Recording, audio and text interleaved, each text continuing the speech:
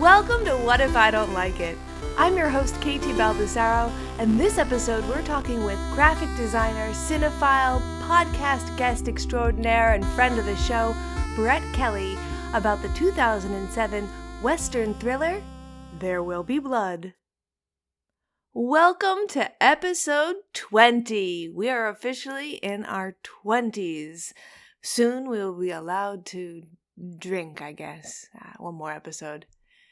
We've got Brett Kelley, who you might remember from our Usual Suspects episode, coming on to take the challenge again.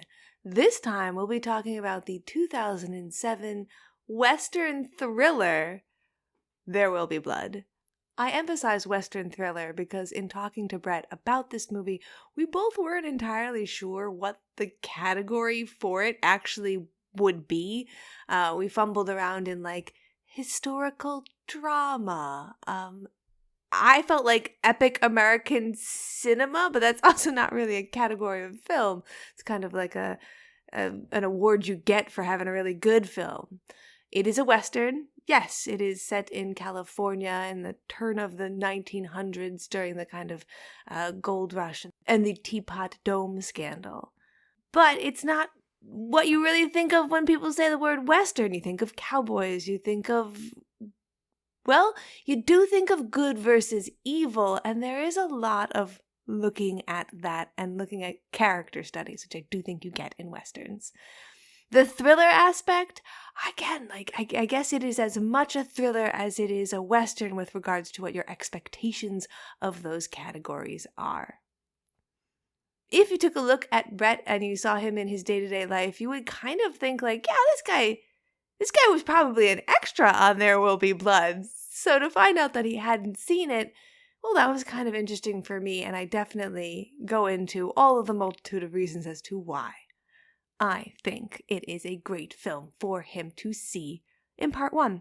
But as with every episode, we've got to do that little bit of stuff at the beginning where I remind you that I'm like a person who does a whole bunch of other stuff besides this podcast. So this is the little bit of housekeeping that we have at the beginning. As I have said before, and I will probably keep saying all the time because I'm so excited about it right now, I am now a permanent co-host on Movie Night Extravaganza. Every Tuesday, sometimes Wednesday with the presidential debates and things like that. Or if we're talking to Renee, we're going to be on a Friday. So, how would you know when to watch Movie Night Extravaganza?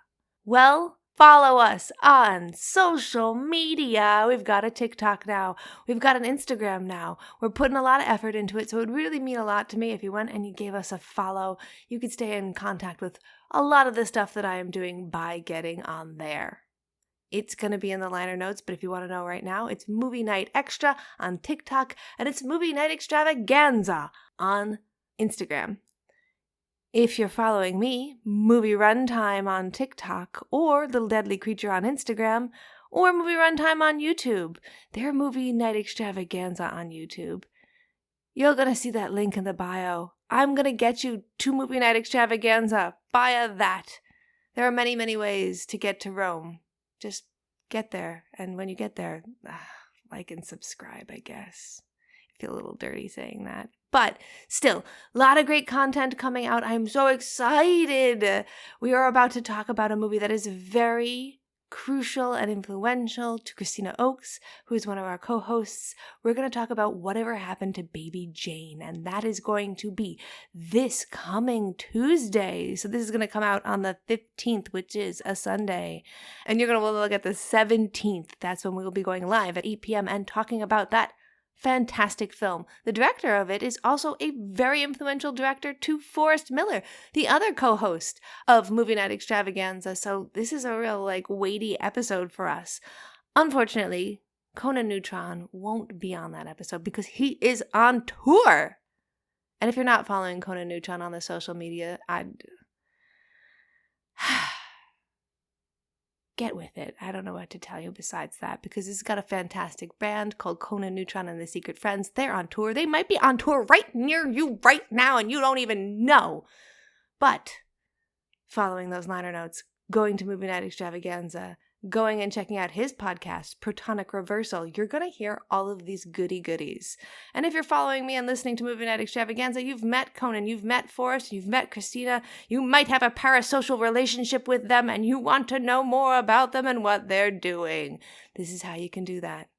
Going back to focusing on me, I was recently on an episode of Twin Flicks with Paul, and we talked about so many different things.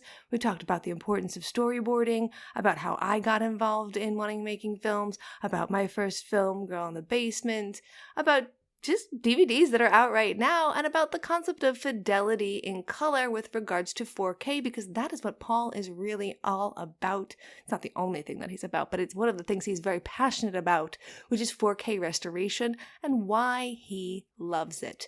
Go look at the liner notes. You're going to see that episode, and you can tune on in as well. Our guest, Brett, he's like the James Brown of graphic designers. He is a hardworking man. I'm going to tell you about his Kickstarter, Gourd Folk, but sadly, it's already completed by the time that this episode airs, which means that you can't go to the Kickstarter and you can't be part of it and you can't get any of the rewards and you can't have any of the fun, and I'm sorry, but you missed out. You should have been following him on social media after you heard about him on the Usual Suspects episode. I'll forgive you if you haven't. You can go into those liner notes and see all the different ways that you can follow Brett and take a look at his graphic design, take a look at his art, take a look at the Gourd Folk people, because we are definitely going to talk about that in part 1. And I have backed him on Kickstarter for a tier in which I can request a custom Gourd Folk. He will draw one to my liking. And I've pretty much already decided that I will be requesting a Daniel Plainview version of his Gourd Folk.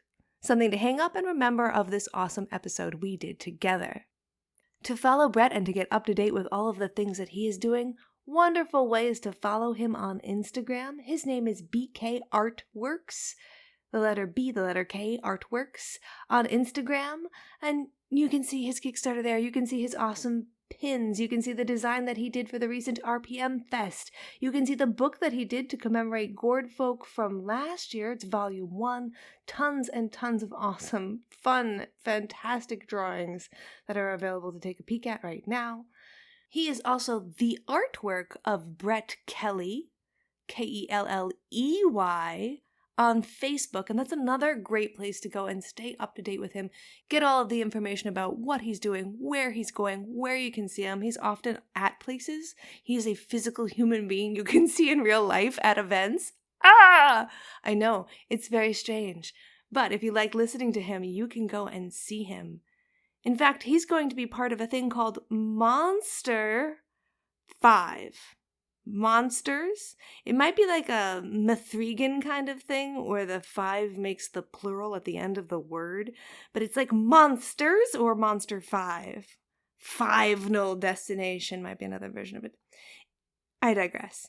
It's an art project that's going to be in Suite 026 in Eastworks Building in East Hampton, Massachusetts. That's in Western Massachusetts. It's going to be over many days, October 5th through November 3rd, and it's going to feature 20 or more, 20 plus is what the ad says, local artists. And the theme this year is Secret Garden. We talk more about that in part 1, so you can find out specifically what this event is. It's really, really fun. If you're anywhere nearby, I definitely recommend that you take a quick peek, sojourn over to the glorious part of Western Massachusetts that is East Hampton. Get a wonderful pastry at Small Oven Bakery, and then go check out Brett at part of Monsters or Monster 5. The event. Of course, this is all going to be in the liner notes, and I am really excited to get and go do that myself. Something kind of interesting happened while talking to Brett about this movie for this particular episode, which is that it reminded me of a different podcast that I was on talking about a different movie, which can sound kind of convoluted, but stay with me here for a second.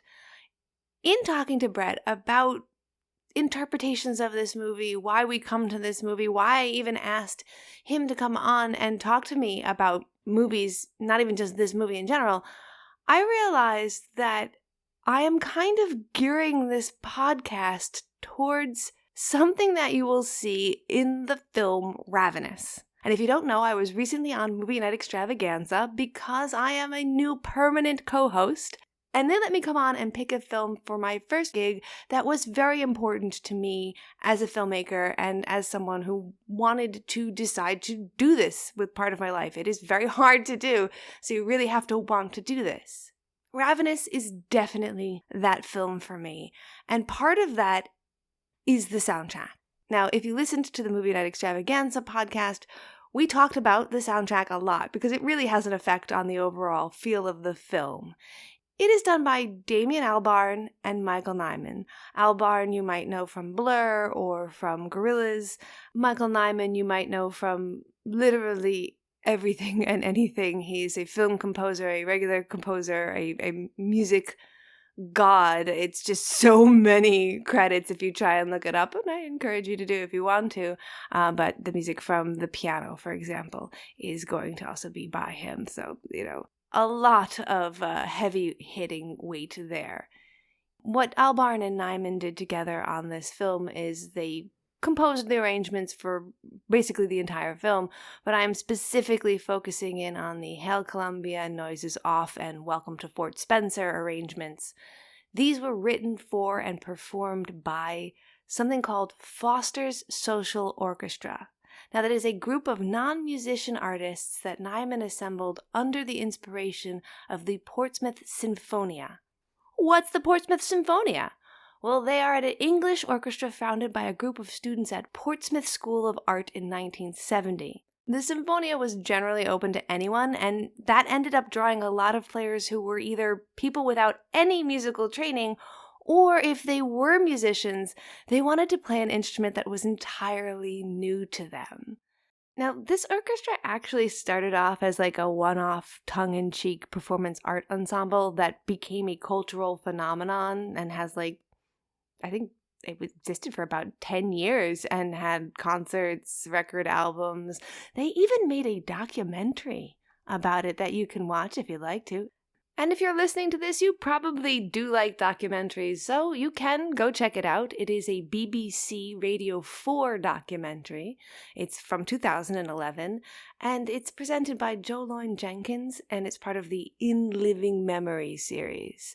One of the founding members is a very famous British composer, Gavin Bryars, and in that program, Bryars disputes the notion that members were required to be novices at their instruments, saying that was actually kind of a rumor that the BBC put out to make it seem a lot more alluring to check them out. There was a multitude of different skill levels. Some people were not musicians, some people were musician adjacent, some people were musicians playing a different instrument. It was kind of a really ensemble experience. So you might be finding yourself going, okay, Katie, why are we talking about this? Because I have made this show in such a way as to bring on people who are not always actors or filmmakers. Some of them are, of course, definitely. Some of them are artists in a different right. Some of them are film composers, so they're working with movies, so they're adjacent to it. But I don't let them talk about a movie that they know very well and love very much. I want them to take a look at a movie that they might not consider in their bailiwick, and I want to get to see what their performance is. And I'm kind of gearing more towards what Gavin Bryars is saying with the Portsmouth Sinfonia. I don't want total novices, people who have no idea how to look at a film, to come on and talk. That's not entirely worth our experience. I want to bring people who have really great perspectives on different parts of being a human being and who are, good at being interviewed and good at talking to you about extrapolating that. And I want to see what their opinion is. So I want to take someone like recurring guest Conan Neutron. He's a musician. He talks about film a lot.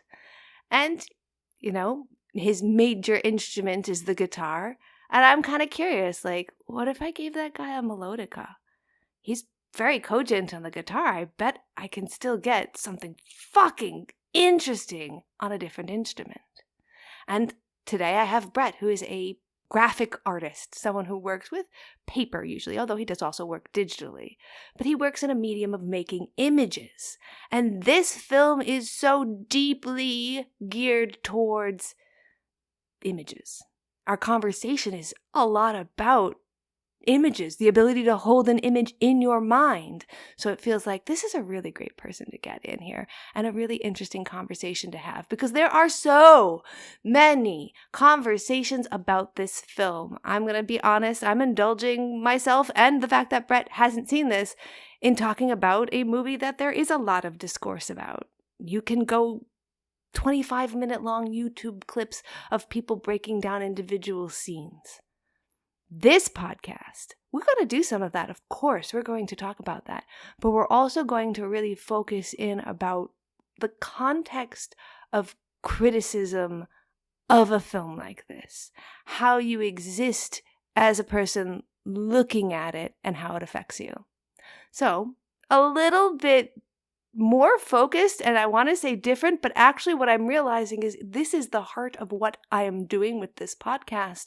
And hopefully more and more lasering in on this experience for you, and maybe even just giving words to what you're already enjoying. And if that's your bag, well, you know it's going to be present now because I've said so. If it's not your bag, I'm not sure how you got here, and I deeply appreciate you listening to me ramble about orchestras for like 5 minutes, but this might not be your favorite thing. Still, what is at the essence of what if I don't like it? But continuing on and seeing, what if you do like this show? I have a competition in me. I want no one else to succeed.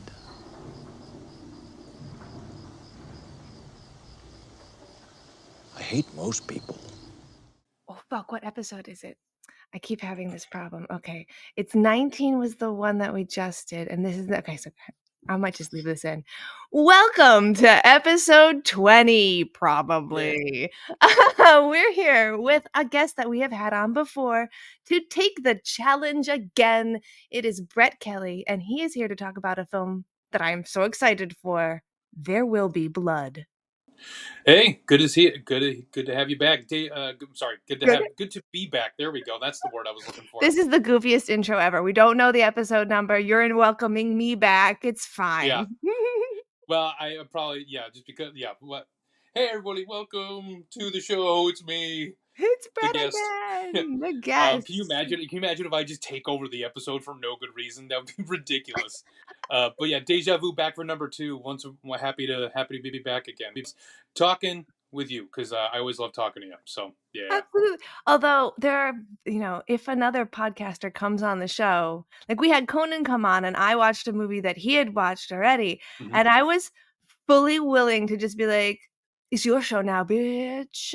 And he's like, oh yeah, I know your stuff. I know the questions to ask you. And it's like, oh, this is luxury.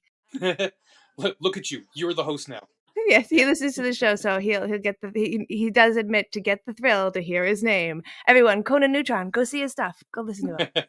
But we're here with Brett, and we're talking about There Will Be Blood. And we'll tease a little bit as we go into this, because this is a pretty interesting film for me to find out that you haven't seen. Now, did you not see it for a specific reason, or just miss it? I just missed it. This movie came out in 2009? 2007. 2007. Okay, yeah. So most people who know me know that I ran away and joined the circus after college, which means I worked at a local theme park, and boy howdy, that job really sucked me out of the world, really, because you're working a job where you're working a seasonal summer job, and then when you work there year round, I kind of disappeared off the face of the earth for a lot of people that are not at the park. So because of that, I spent all my time working and not a lot of time doing other stuff like consuming media. So 2007 if I remember, was a big year for me, and I did not end up watching it. I didn't see it in theaters. I am a big Daniel Day-Lewis fan. Anyone who watched my episode earlier know that I cite Gangs of New York as one of my favorite movies. But yeah, so like I knew it was gonna be good, but it was one of those things where like I was like, oh, I'll get to it, and then never did. You know? Just kind of miss it. I think that everybody Yeah. has that period of time in their life. I was in college, and the 3 years that I spent in college, I skipped a year. I always feel like when I say 3 years, people think I didn't graduate. Whatever. When I was in college, Yep. I didn't watch any movies. Like, I didn't even watch any TV. There just literally wasn't time, and the TV that I had in my room was very small and inconsequential, and, Yeah. like, I threw on a VHS and, like, have popcorn movie night, but, like, I even though the college I went to had free cable in every room, which is Oh, such a fucking posh thing to do, and I didn't even watch it's pretty TV. swanky.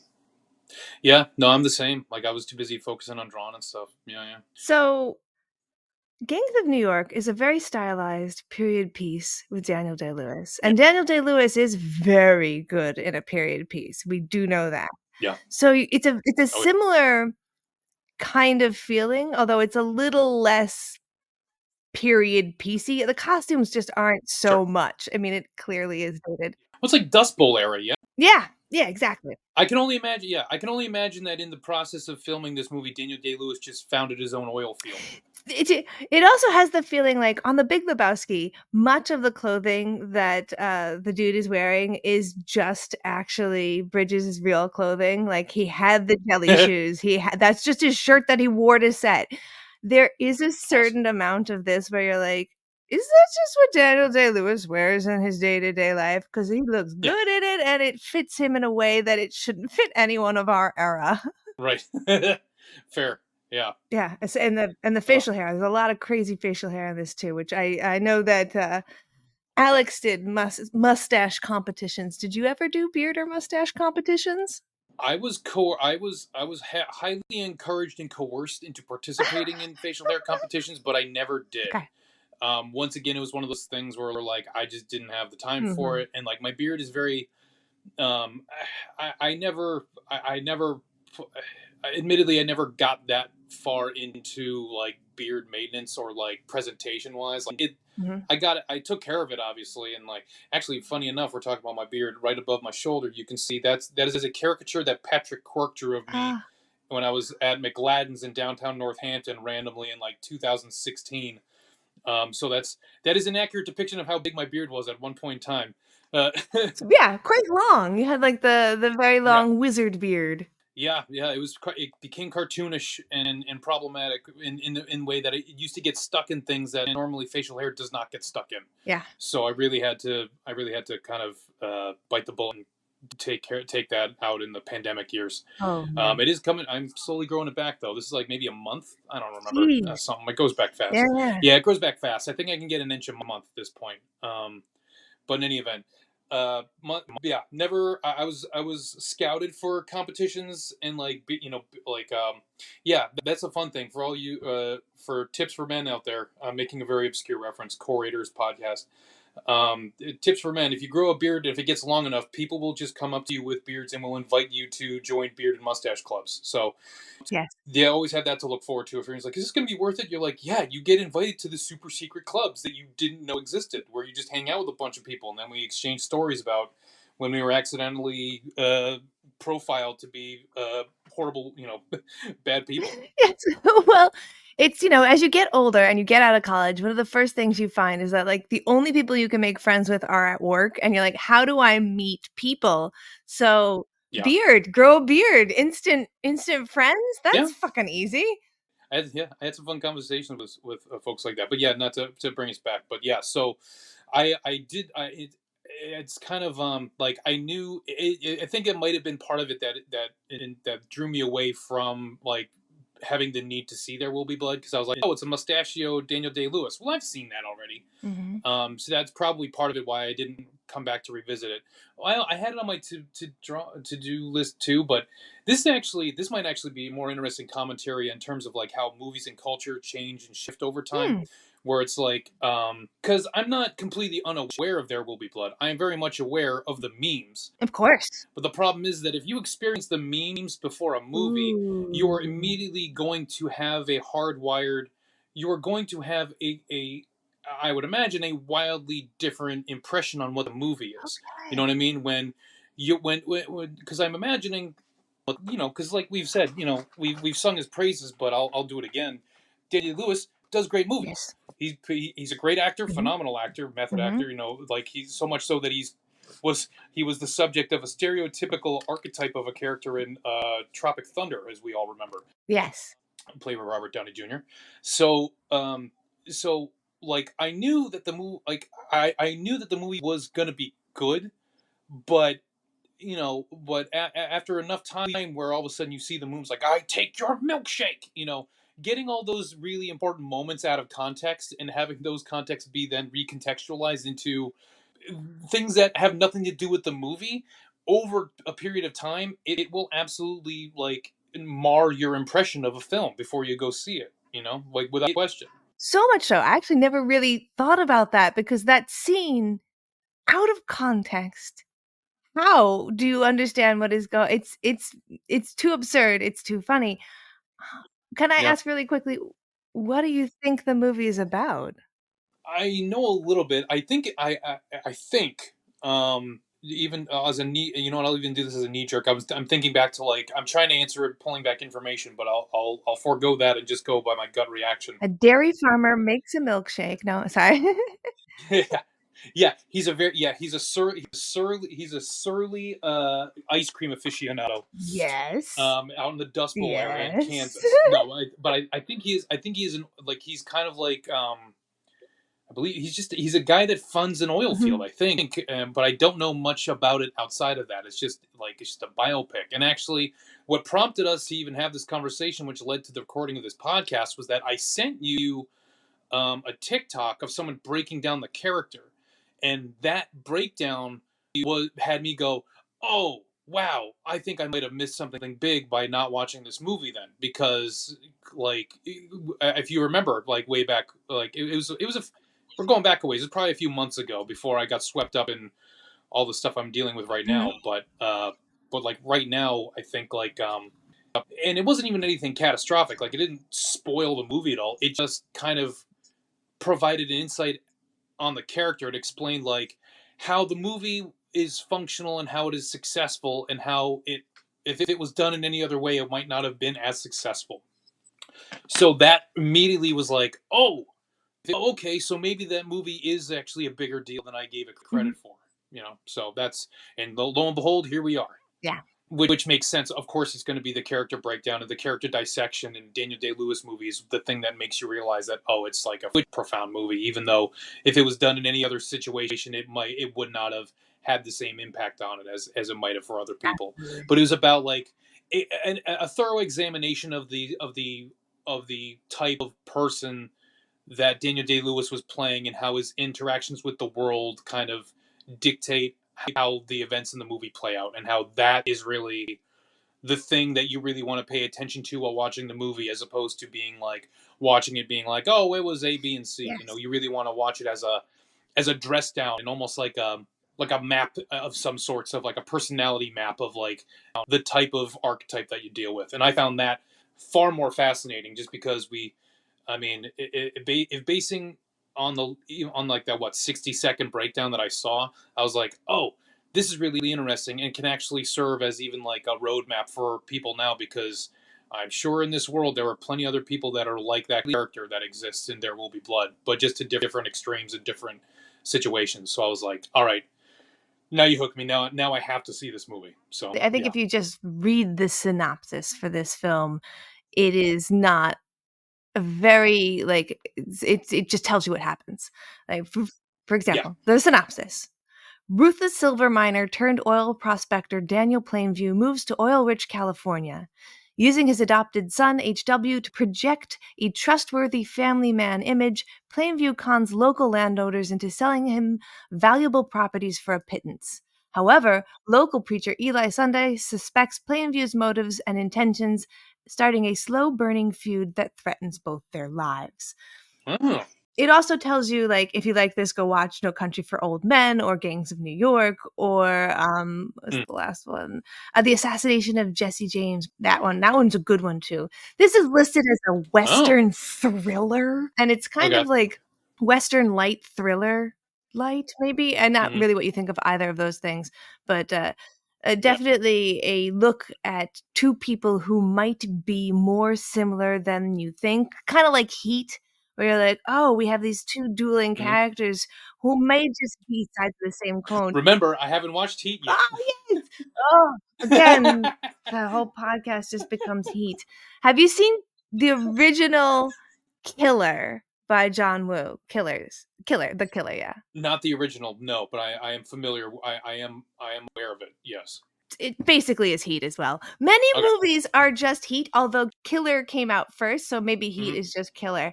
But anyway, For a hot second, I thought you were asking me if I've seen Ichi the Killer, and I was I don't know how this is related, but yes. but go on. Yes, go on. I'm intrigued. And so yes, this is a real like delicious look at character development. Mm. Before we go too far further into talking about this, I do want to take a little tangent. And I want Sure. to talk about the stuff that you are doing personally right now, because Gourd Folk and your Ugh. Kickstarter and everything, you're at 200% funded already? I think so. I'm Woo! broaching it. And I have about 6 days left. So yeah, very very thankful and very surprised by it. So thankful. For people who don't know what Gourd Folk is. Sure. Yeah, I'm in the middle of a whirlwind right now. I like because I just finished RPM Fest last weekend. Oh, yeah. That was like the big kickoff to like my big fall. That I've been spending so much time doing stuff for. Woo! Which is great. Like RPM Fest was fantastic. I was Yeah. only able to stay Friday and Saturday though. Sunday I ended up having to pull up anchor just because I just beat myself up way too hard over the last 2 days and like I did not really like. I thought I got myself sick, but what had actually happened, I had just been unfortunately placed in between too many different pathways for cigarette smoke, marijuana smoke, barbecue pit smoke, and then Oh. just regular dust just being kicked up from people because we were in like a back of a field in Montague. So no one's direct fault at all, but like it was very weird because normally I can talk for hours on end, much to the regret of my closest friends sometimes. Within my first day, like out, like my throat just it sounded like I was gargling thumbtack. Shout out to Alex, one of his favorite catchphrases that I've thrown, similes or metaphors that I've thrown out there over the years. Mm. But yeah, I immediately got rough, and I was like, oh man, did I just get sick? I hope not. But luckily, so far, 7 days out, we're doing pretty good. Still testing negative. So, Oh, good. but overall, it was great. Like there were 52 bands that played RPM Fest, and they were all fantastic. All the ones that I saw, of course, and I'm sure Sunday was no less different. I actually designed the logo for this year's RPM Fest. I'm actually wearing the shirt right now in Love it. celebration. Super Yes. happy with it. Shout out to John Goulot, Slime and Grime. He did the colors for it, so I was very happy about that. But yeah, and then I also ran a D&D live event on Saturday for a bunch of hungover metalheads, and that was enjoyable. That's so cool. Dice Battle League? Dice Battle League, yeah. It happened. The people that participated had fun, which was really Mhm. all which made me happy. It's all I was hoping for. Definitely need to fine tune it for years if I want to try and revisit it going on for next year's. Just trying to figure out how to make it more accessible for an audience and stuff like that. But yeah, overall it was really fun. The big draw was that I custom built a 2 foot wide by 4 foot long battle map, and then Whoa! incorporated. I made custom potions, items, weapons, and creatures based on every single band that performed this year's RPM Fest, and they were littered throughout the battlefield. So people would go Yes! in. Yeah, it was like gladiator style, where I would have like these little like loot drop places where somebody walked over. I streamlined the combat to try and make it like with the challenge of like making a couple homebrew rules to kind of streamline combat to try and make it exciting and make it like not as crunchy and like just make it as like dynamic as possible to make D&D combat, which can sometimes be boring, into something that was exciting. So we got there, but my favorite one was that somebody found Goblin Hovel, which is a band that plays there. So they found a necklace, a bracelet that had a Baba Yaga hut on it, and once they put it on, a small goblin pops out and just like, "Hey, boss, ready to go." So like they ended up getting like a familiar goblin that ended up that would take a combat turn after their initiative. So that was super fun. And then unfortunately, a couple of the players ended up summoning creatures. They summoned Bongzilla, the first Yes. creature, a 10-foot tall lizard with with plates that resembled marijuana pot leaves on its back, and Oh my god. took it down. It was brutal, but it was a fun time. So yeah, so I got all that taken care of, and that was a great grand old time. Sold a bunch of new pins that I just came out with the week prior. My Demiurge pins, they're out still in the shop. Mm-hmm. Then on Sunday, I ended up launching the Kickstarter for my Gourd Folk Fest drawing, which you alluded to earlier. Yes, I love these people so much. They're so Thank you. fun. You did them last year, and they've come back this year. Yes, I purposely kind of I definitely engaged with it a little bit differently this year, where I ended up making 60 illustrations and then compiled them into an art book. So um, on top of running the Kickstarter, I didn't want to shy away from what I did last year, because last year was so fun, and just having people coming to my Instagram just to check the stories to see what drawings are available, because they would just pick them up. Like, I'll post them in my story. If you see a drawing that I post on my stories that's up for grabs, it's $13 a pop. Just message me, send me a PayPal, or do a donation to my coffee shop, or contribute to my Kickstarter right now. That's successful. That will be funded, so that way you don't have to worry about like any of the back end things, worrying anything like that. But yeah, so there's ways for you can get it, and then I just ship it out to you. I actually I'm going to be doing a nice road trip tomorrow to deliver all these. Nice.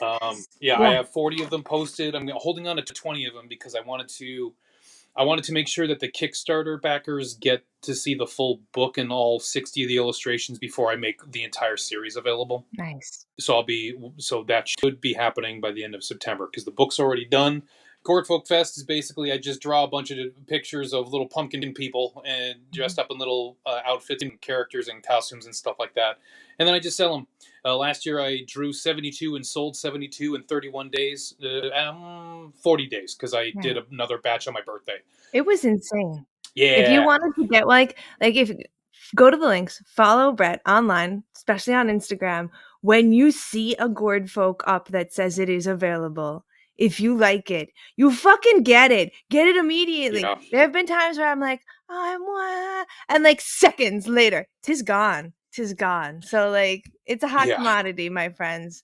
And I just love the like inspiration for some of them are so like they vary from like, oh, this is a total stoner to like, oh my god, this girl's on my fall board.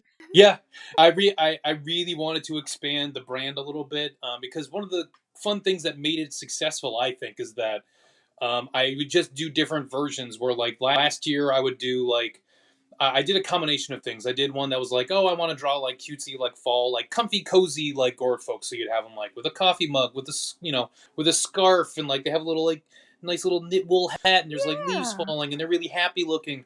And I was like, well, I'm also a heavy metal guy, so I really got to go the opposite end of the spectrum on that one. So then I would draw ones that were like, like what if a Gourd Folk looked like it was in Hellraiser? What would that look like? So just a lot of black and a lot of white fire and stuff like that. A lot of nails sticking out and a lot of knives and blades. Really love the use of white on those particular ones, the way that the white pen goes for glow, and like it truly is interesting that you're just using black ink and white ink on these guys. Yeah, I generally will do like I'll lay down a pencil base just like very form, just to make sure I get it all in one spot, make sure I know what the body's going to look like, and then I'll go in with just regular ink, just regular pen and ink markers. I generally use Molotov black liners, although I've been experimenting with other ones like mangaka cartoonist pens, just different archival quality pens. But then the piece de resistance from my old job at Chartpak, Molotov brand paint markers, liquid acrylic. They're based out of Germany, but Chartpak, the company that I worked at for 8 years, they handle brand management for sales in the United States. So, and they're incredible. Like these are amazing. I've actually literally done product demos for like Blick, like on Facebook for these. Like I like them so much, and they're super light fast. They're meant to go on everything, so they will pop, and you get a great range of opacity and transparency depending on how you work with them. But yeah, and it's basically just doing pushing and pulling on a thick quality chipboard. as the base. So That's yeah, and fantastic. that's it. Yeah. Like I did, they normally would take me like 15 minutes to draw one last year, and then this year I bumped it up to it's like around like 45 minutes to an hour because some of them are very detail oriented. Oh my God, some of the ones where you do like the pattern on a classic handkerchief and it's just like Yeah, sticking out of the corner or wrapped around someone's wrist and like yep, that attention to detail and the way that that particular pen handles the saturation. Like I have used acrylic paint and it is a bane of my existence qualities varying on white specifically, where you're like, yeah. fuck. Yeah, the nib I have on this one is is a 1 millimeter extra fine, and it's not even the most fine one that they make. Like I'm not Mm, turning this into an infomercial now, sorry, sorry, enough. but like, That's one but it's yeah, fine. but yeah, it's just really quality product, and like Mhm. I'm very thankful that I have access to them. So one Molotov one for all, signal white, and you just can't beat it. It goes on everything. Nice. But wait, there's more. No, no, just kidding. But it's fun. So not only are you doing a bunch of art, going to shows, Yeah. you're on a bunch of podcasts too as well. Like you're on this podcast right now. Oh my God, so meta. But Oh God, it's all coming. Watch it. Yeah, come to the episode. Watch Brett have a panic attack, realizing all the stuff he's doing all at once. sorry. The sheer weight of reality just crushes me into a cylindrical ball. Well, you were telling me at the beginning you were just on a podcast talking to another artist who has a disorder that I only just recently found out about by encountering Mm. someone in real life with it. And I Oh swear yeah. to God, I asked them the same question in a different format for like 30 minutes straight before they were just like, I can't picture anything. Oh no. Yeah. Yeah. It was the podcast that I was on was called "Discovering Your Mind" by a gentleman by the name of Shane Williams, or Shane's Brain on YouTube. It's a podcast about aphantasia. And basically, for anyone who doesn't know, aphantasia is basically a condition or just a way that the brain operates. It's been memeified a lot. I actually came across it because I saw a meme many, like maybe a year or so ago, around I was around my family. But it's basically the idea of, if someone asks you to close your eyes and picture a red apple, like, and on a scale of 0 to 5, 5 being like HD quality, you can see the apple, it's there, you can see every little fleck and detail, you can see, everything about it, you can see it. 5, perfect picture in your mind, eyes closed, you got it, Mhm. nailed it, buddy, Mhm. perfect. 0 being I can't see anything, it's just nothing. You like or like I can't see an apple, but I can see the word apple, or like that's about the best that I got. So that being 0. And the person, and Shane, wonderful guy, it's really fun. It was a really fun episode too. It got broken down into 2 hour long episodes because we really got into it. But it was just really fascinating because it's just a really interesting way of showing how different people just think and process information, and how like that, and not even to extrapolate it into something dramatic, but it's just fascinating. Like I was very fascinated to hear that, because I think one of the beautifully naive things about human nature is that everyone kind of innocently thinks that we all think and behave the same because we're all the same, which is, that's where like the joy of being like, oh, you want to treat everyone the way you want to be treated. That's like the good thing you want. Mhm. But the problem is that where it gets out of hand is where people go, oh, well, I believe this very, very specific thing because I have this very specific thing happen to me, and only, that is not a universally understood thing. Mhm. It's like, oh, I'm an artist, so I believe everyone needs to draw for 8 hours a day. Like that's where the naivety takes place. And you go, whoa, hold on a second. That works for you, but that doesn't necessarily work for me, and here's why. That's why aphantasia is very exciting and fascinating to me, and Oh, just yeah. anything having to do with how brains work, because Yeah. it's fascinating. Once we start to talk about our opinions, and on a show, a thing like this where we start to think about like, well, why were you hesitant? Why didn't you? Why might you have not seen this? It starts to break apart into very, very bifurcations on bifurcations. My favorite Yeah. one is the thing that we discovered in the episode with Lauren on Green Inferno, where she pointed Hmm. out that even in your motivation as a filmmaker, you can't pinpoint things, because let's say you want to use a Mm. scene with needles because you know that a lot of people are afraid of needles. Well, the Yeah. reason why a lot of people are afraid of needles gets different and different and different. Some people don't want you taking their blood. Some people are literally Yeah. afraid of the needle going into their skin. It's like, so like, Yep. oh, if you show a shot of the needle going into the skin, but you don't show them taking any blood, you're only scaring half of the people. And it's like, Yeah. it's so much our own mind and how we come to it, but we are so bad at realizing that. Yet it's like the stoner fucking joke about, how do I know your green isn't my blue? Like, you Yeah. don't. Yeah, I mean, this actually touches base on another thing that I have brought up on a couple podcasts before, but I'll try and truncate it and also give love to the podcast that I did on. Yeah, I've done like Yeah. about a dozen podcasts over the last couple months, just doing fun things, just helping people out, and And that's you not an know, exaggeration. Like, you've done 13. 13. Imagine yeah, 13 podcasts in a month, dear viewer. it's a lot of talking, Mhm. and hopefully, and I try to at least make sense half of the time. So hopefully Beautiful. they're good. But I'll be sharing.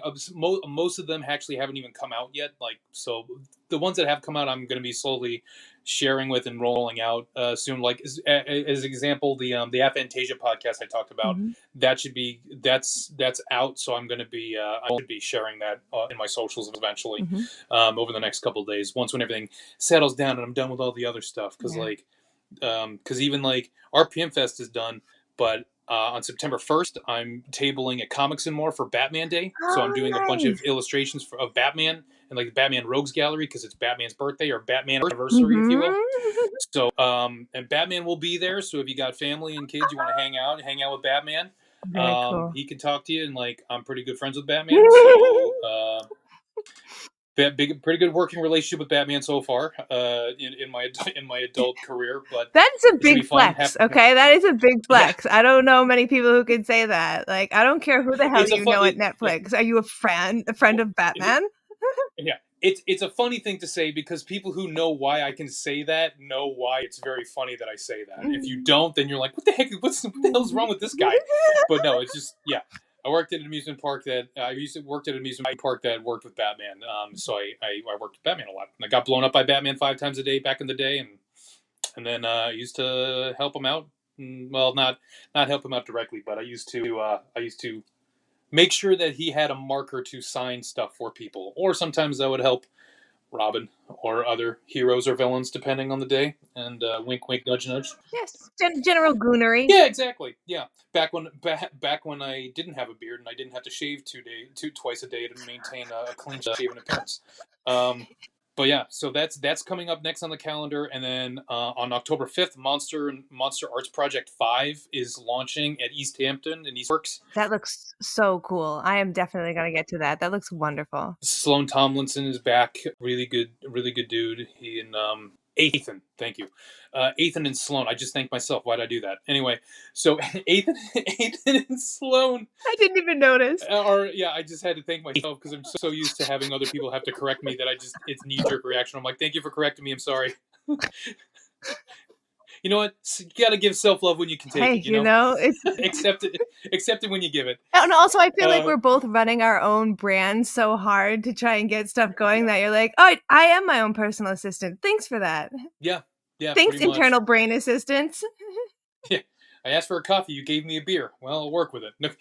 You're trying. But no, but yeah. In any event, Ethan and Sloan and Ethan, beautiful, wonderful people. They've been running this event for a very long time. Although obviously during the pandemic years they took it off, but they normally try to do it every other year because it's a lot. Like they just loaded into the space now and are just setting it up for it to be ready by October 5th. So Whoa. the big theme, its theme is Secret Garden, which means that I'm actually revisiting a lot of my work from Surreal Estate from earlier in the year. Brilliant. Yeah, I'm basically I'm working on having maybe 18 to 20 new pieces ready. They're going to be split. Half is going to be Gourd Folk, half is going to be Surreal Estate. Some of them might be things you've seen before. Most of it is just stuff that I'm working on in the moment. So it's going to be big, and there's going to have an art shop there as well. So I'm customizing some enamel pins and prints and some art books that'll be available in the art shop there. And that'll be running for a month. There's going to be amazing programming going on, and that's going to be a super fun time. And then I also have an open house in Suffield, October 17th. Josh Eason, he's a photographer, local photographer. He normally photographs RPM Fest, and he does a lot of other independent stuff. He's out in Suffield. He runs like an artist house stuff. He invited me to share some stuff. So Yeah, it's I've been hitting the ground running since April, and I haven't really stopped. So I'm hoping to fall asleep around November. We'll see. As someone who does the kind of art that you do, October is a particularly big month for you. So it's almost Yeah. like, when people drive up to Christmas or anything like that, like you'll take your January off, but this is Oh this yeah. is the show as we go into it. Yeah, yeah, it's kind of it's kind of familiar in the sense because I've worked haunted attractions at theme parks for a long time, so like I'm used to it being like Hell Week or Hell Month, leading Mhm. into just getting Mhm. everything set up, and then you do your business for a month or month and a half, and then you get to recuperate. But Mhm. yeah, and then even I'm actually considering doing Monstober this year, and it's not quite Inktober, but it's Oh, because one of the things that I've been working with is that I recently just did some concept design work for Jared, a friend of the podcast, yeah. Jared Skolnick, good dude. He was working on a script, and I don't want to blow up the spot, but I was working on a couple of design stuff for him and Jacob Davidson. He's been on the podcast for our Tampopo episode. Yeah. I feel like I know Jacob, even though I don't think I've even been in the same room as him. But like, Ah, just because like I've worked with him yeah. vicariously through Jared, Yeah. especially on this character design stuff. So, and I'm friends with him on Facebook, so I'll engage with him there every once in a while. But yeah, like I just did a bunch of stuff there, and then Jared kind of casually floated out. He's like, "Yeah, man, like, do you have any other stuff? Do you have like a portfolio for more of, like your design work? Because like that I can point some people towards. Because I have a couple people looking for some creative stuff." And I was like, "I Okay. don't, because all of the stuff that I've been focusing on have been like my little personal projects this year. So I'm like, well, if I can make an excuse to build my portfolio, I might as well do it and have fun with it." So Monstober is basically like you design a monster a day for the month of October. So we'll see how far I get with that though. Like I kind of stumbled into Gourd Folk Fest because I failed out of Inktober, Ah, like in 2020, yeah, in 2021, or no, well, 2022, because like I just couldn't sit down to do a 4 hour drawing every day after work. God. So, but I could hammer out 4 15-minute drawings in an Yeah. hour. So that begat Gourd Folk Fest, Path of Least Resistance. What a So beautiful, like, way to find a silver lining. Like, it doesn't mean that you totally failed yeah, at one thing. You found something that worked better for you. yeah, for sure. It's one of those things where like, oh, I'm 40 years old now. I'm finally getting smart. Yeah, finally. Well, differently smart. Going back to what you said about aphasia, what I find so interesting about that is that both of you and I kind of have hyperaphasia, which is the opposite, where like Mm, not only can I picture the apple, I can rotate it 360 degrees. I can take the word apple and carve it out of the word of the apple that I am seeing. Like, you want the apple to be yeah, blue? Fine. You want a different texture on it? Fine. You want the brick texture packet on that? Sure, fine. Also, like, and yeah. that level of being able to see in your brain is almost dangerous because it becomes difficult to talk to other people. Yeah, man, boy, you literally like I did. I mean, of the many reasons why I'm glad we're Yeah. friends, this is like a major one where I'm just like, yeah, that's we literally. I literally almost verbatim like explained it that way. Where they were talking about like, can you picture an apple? I'm like, yeah, Mhm. like they're like, do you see it in 2D or 3D? And like, I don't want to spoil the entire Mhm. podcast, but yeah, like I talk about it where I'm like, I need to answer a bunch of questions because I'm like, well, all right, well, is it a whole apple? How Yeah. rotted is the apple? Is it on a window scale? Is it hanging from a tree? Like, Is what are we it talking about here? Fuji? Is it Granny Smith? Does it have one leaf? Is Yeah. it late fall? Is it full ripe? Like, what Hmm. Yeah. is the sun coming from the Like, left? Is yeah. the sun coming from the right? Like, do you want shade on this? Do you want me to picture? Do you want me to picture a picture of an apple, like an old Oh timey like yeah. coat, like Oh yeah. yeah. Like, how do you want? Like, what do you want the delivery system in? And actually, even bring this back all the way back to what we were talking about with even filming and as a director, where you're talking about trying to convey a specific point.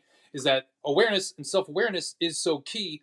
But then this also ties it back to a completely different thing where I like talking about in another podcast where um, learning how to like I'm going to sound like an old fogey, but like the big joke about art and art critique and stuff like that is that like, oh, it's completely useless, it's a valueless Mhm. skill, all you're doing Mhm. is wasting your time, Mhm. you're hanging out with a bunch of hungover like college students talking about paper hanging on a wall, and you're like, yeah, I mean that's what it can be, but guess what else you're also what else you're also doing, you're also learning how to exercise muscles in your brain to do the following: deduce information deduce information non-verbally from stuff that is being put in front of you. You are pushing yourself to extrapolate from the information that someone else is putting in front of you. You're also challenging yourself and learning how what you do is interpreted by other people. Mm-hmm. So, like, you're learning how to non-verbally communicate with other human beings, Mm-hmm. and you want to know why that's your. Guess what? Guess what people? Guess what skill that's valued by most people. Advertisers and marketers. People want to get you thinking and feeling things without you knowing why. Mm-hmm. And if you know why, and if you know how, you get harder to sell shit Yeah. too. So it's Mm-hmm. like, but obviously an entertainment aspect of things, like, to bring it back to the more topical aspect of, like, awareness is very key, and then also being aware of that conscious moment of, like, taking it back to what you're talking about with the needle, Oh yeah. of being like, yeah, like, if you show blood with the needle, now you're scaring the people that are just scared of the sight of blood, and now the implication of the implication of the drama of the extraction of the needle is now just as effective as the injection, and as well as the moment of it being Mm-hmm. inside, like, having the awareness, and having the awareness of knowing that that's a moment, and then learning and asking, and not even learning it or being cognizant of it in the moment, but also trusting people around you to be able to pull data to maximize the best you can out of that moment, because that can come all the way all from you if you want, but it can also be an amalgamation of different efforts from a team of different creative people, and you have to learn how to listen to the right people to get that Oh vision. yeah. And So, and it, yeah. it gets very, very complicated because when you start to talk about film critique or art critique, which is basically what we're doing here, film critique, you start to get into Yeah. the question of what is opinion and what is quantifiable filmmaking terminology and agreement that, like, this is, and you don't want to say this is how it should be shot, but this is how we shoot to get this across, or this is how we shoot to Yeah. aid XYZ, versus like this is what I enjoy to watch. And it Yeah. it is super, super complicated, but I think that this film Mhm. in particular is a wonderful example of this is a film that is edited and shot and acted in a way that should be taught in school, in a way that works off of things that you are taught in school, that you can quantifiably say is good filmmaking. Mm. However, the more I think about Mhm. why, the more I wonder if it is still accessible to people with aphasia. Hmm. Going on. Say Interesting. more words, Katie. Yeah, please. What made me first think about this is that you said you've seen Gangs of New York and you like Gangs of New York. And I Yeah. like Yeah. Scorsese. He's a good guy. He's a good, Yeah. when he's good, he's good. Yeah. But Yeah. there's something about what Paul Thomas Anderson, I always want to say Paul F. Tompkins, great voice actor, Oh, did not direct this yeah. movie. He's Did great. not. Different movie would Mr. that would be.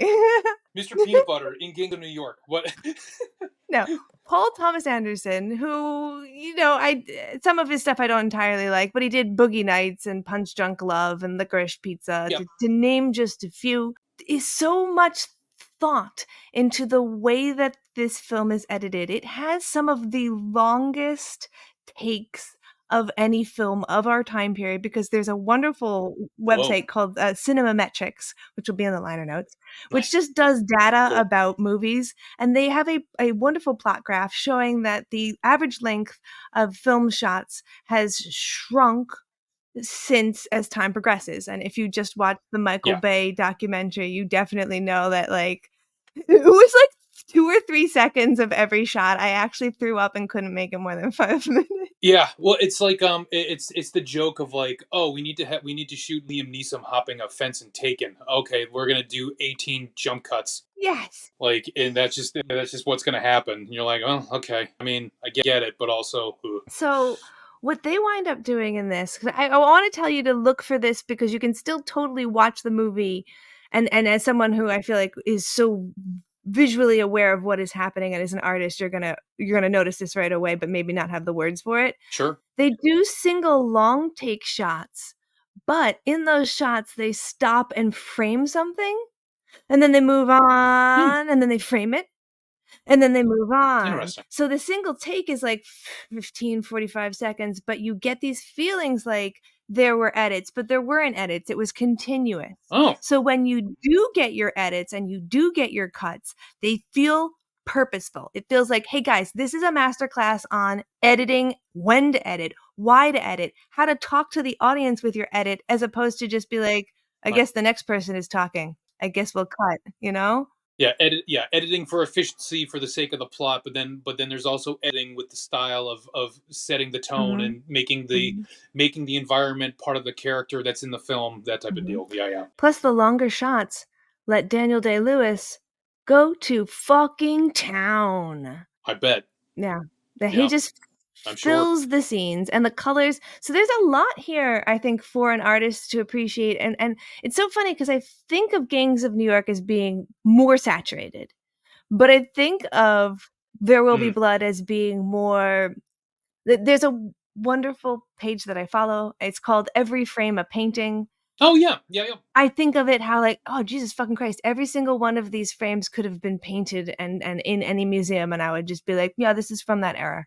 I believe it. I even having not seen it, but have seen, but having seen like what I've seen Mhm. of it in turn, even in meme form, of like knowing that, because was I right in that it is the Dust Bowl era? That's kind of where it's at, or is this more Gold Rush? Mm, I mean, kind of the same. Like they're not that far. I mean, I'm splitting hairs at this point, but like, but it's in that realm of American let history. me get an official answer right here. Sure.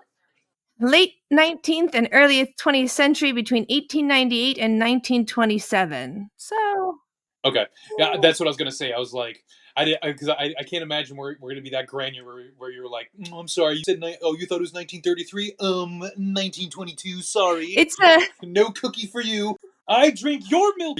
yeah, it's based on the beginning of the Upton Sinclair book, Oil! Exclamation Okay. point, which is from like 1920 something. Oh, So I think of it as like okay. being a 20s story, but it could, it's it's set Sure. maybe a little bit earlier than that. Let's see.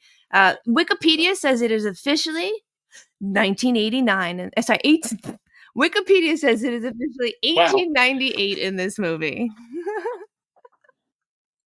Pac-Man had just entered the arcades. No. 1998. We're worried about Y2K. Can you imagine? Oh my god, that's amazing. To have a universe where Patrick Bateman and Daniel Day Lewis's character would live in the exact same time frame. We're just giving this away to They met. people. Write it. I don't know. I take your card, sir. Sorry, I keep making that joke. No, I'll it's stop. okay. I Don't go promise. to But town. Write this up. But according to Anderson, he did not officially adapt the Sinclair book, so it's not like a hard adaptation. It's like I'm influenced by the plot of greed and ambition. yeah, yeah. So don't sue him, Um, Upton Sinclair's people. sure. Yeah. Leave him alone. Yeah, so like my brain was just like, okay, so yeah, like we can imagine that the colors here are a little bit more washed out because it is supposed to be like it's not supposed to be a wide, vibrant, like hopeful universe like setting that we're staying in. We're like in the not Wild Wild West, but basically kind of like you're in the frontier basically, and you're just Mhm. making your way, and like and everything is a struggle to survive.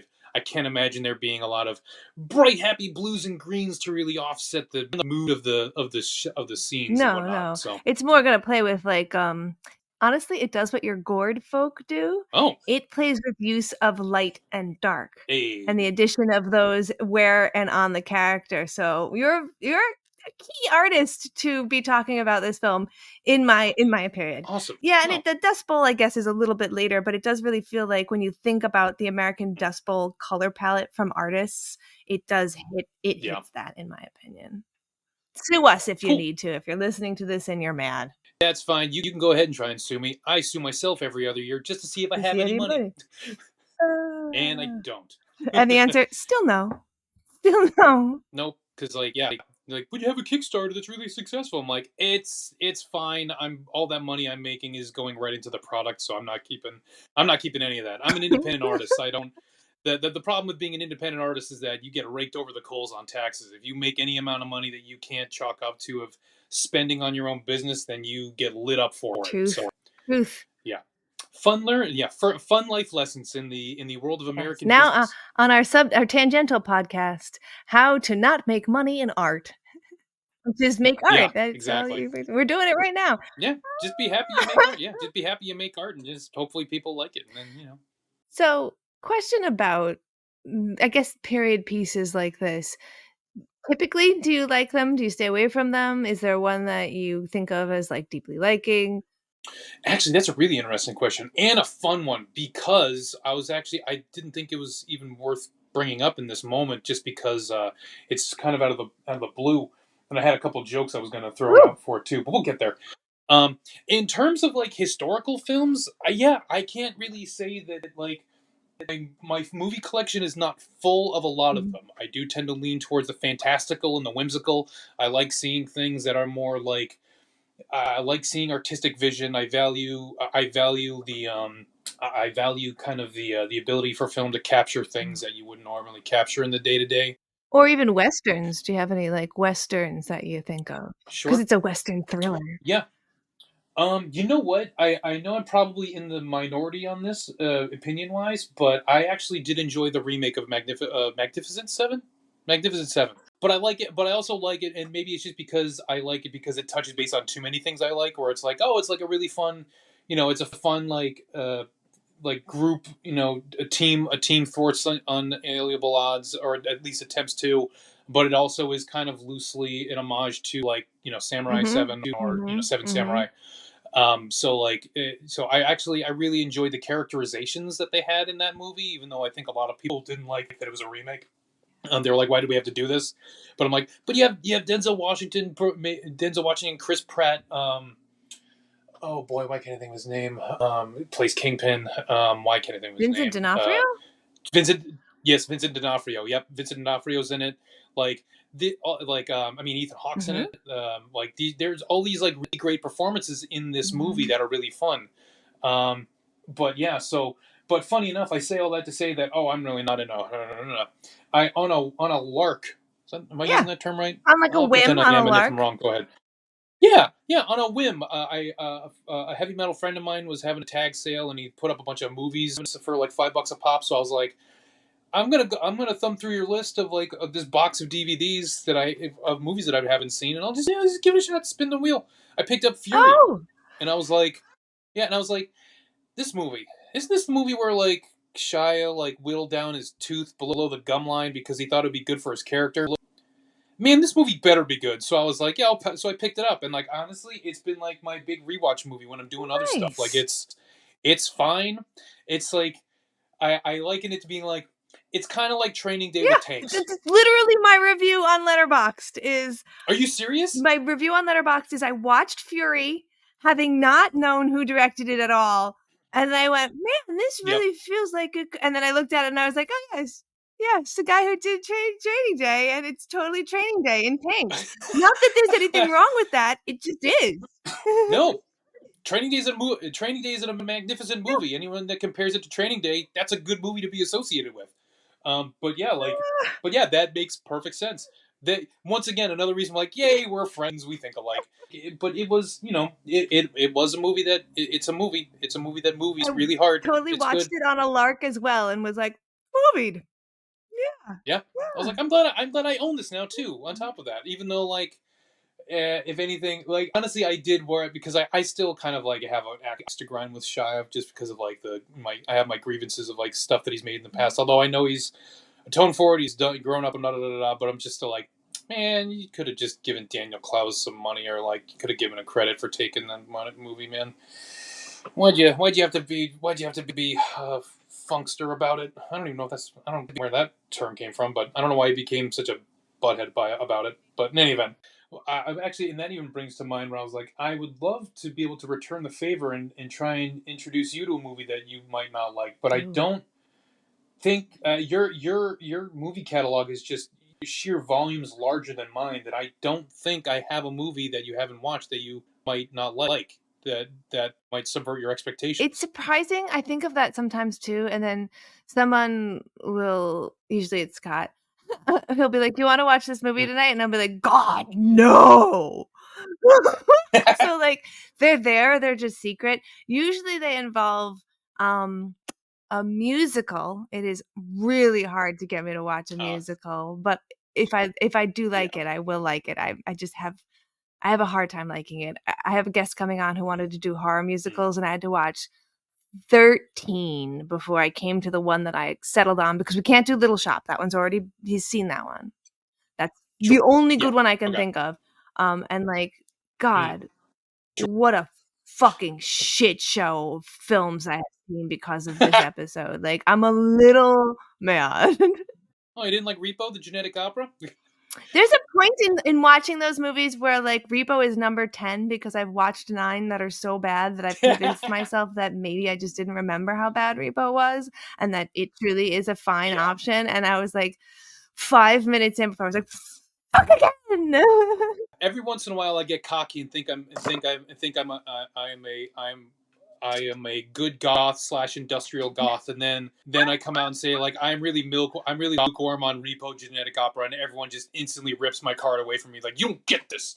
You don't get to be. You can't call yourself goth. You can't be an industrial goth and not like Repo. I'm like, wow, I'm sorry. Here I am. Okay, so let's take a small tangent for a second as to why I feel like this is true.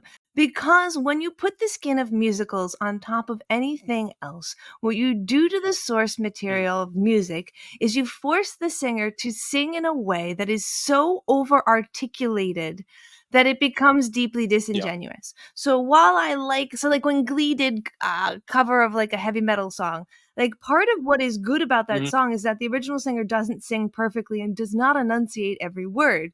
So when you're enunciating like Yeah. "Enter Sandman," like that's not actually good. Oh, I was actually gonna float out a joke answer of like, yeah, like when you say "wake up," you're not supposed to understand all the other rest of the words. Yes, yes. I don't want to know that I should be putting on a little bit of Yeah. makeup. I want to question what you've just said. Did I want to? I'm not sure And anymore. so, like, that's where I lose it. It's not in the fact that, like, oh, Yeah. people are singing. I can get over that. Fine. It's the fact that Yeah. they're singing like Sure. no one ever talks or sings. It's so stupid. Mm.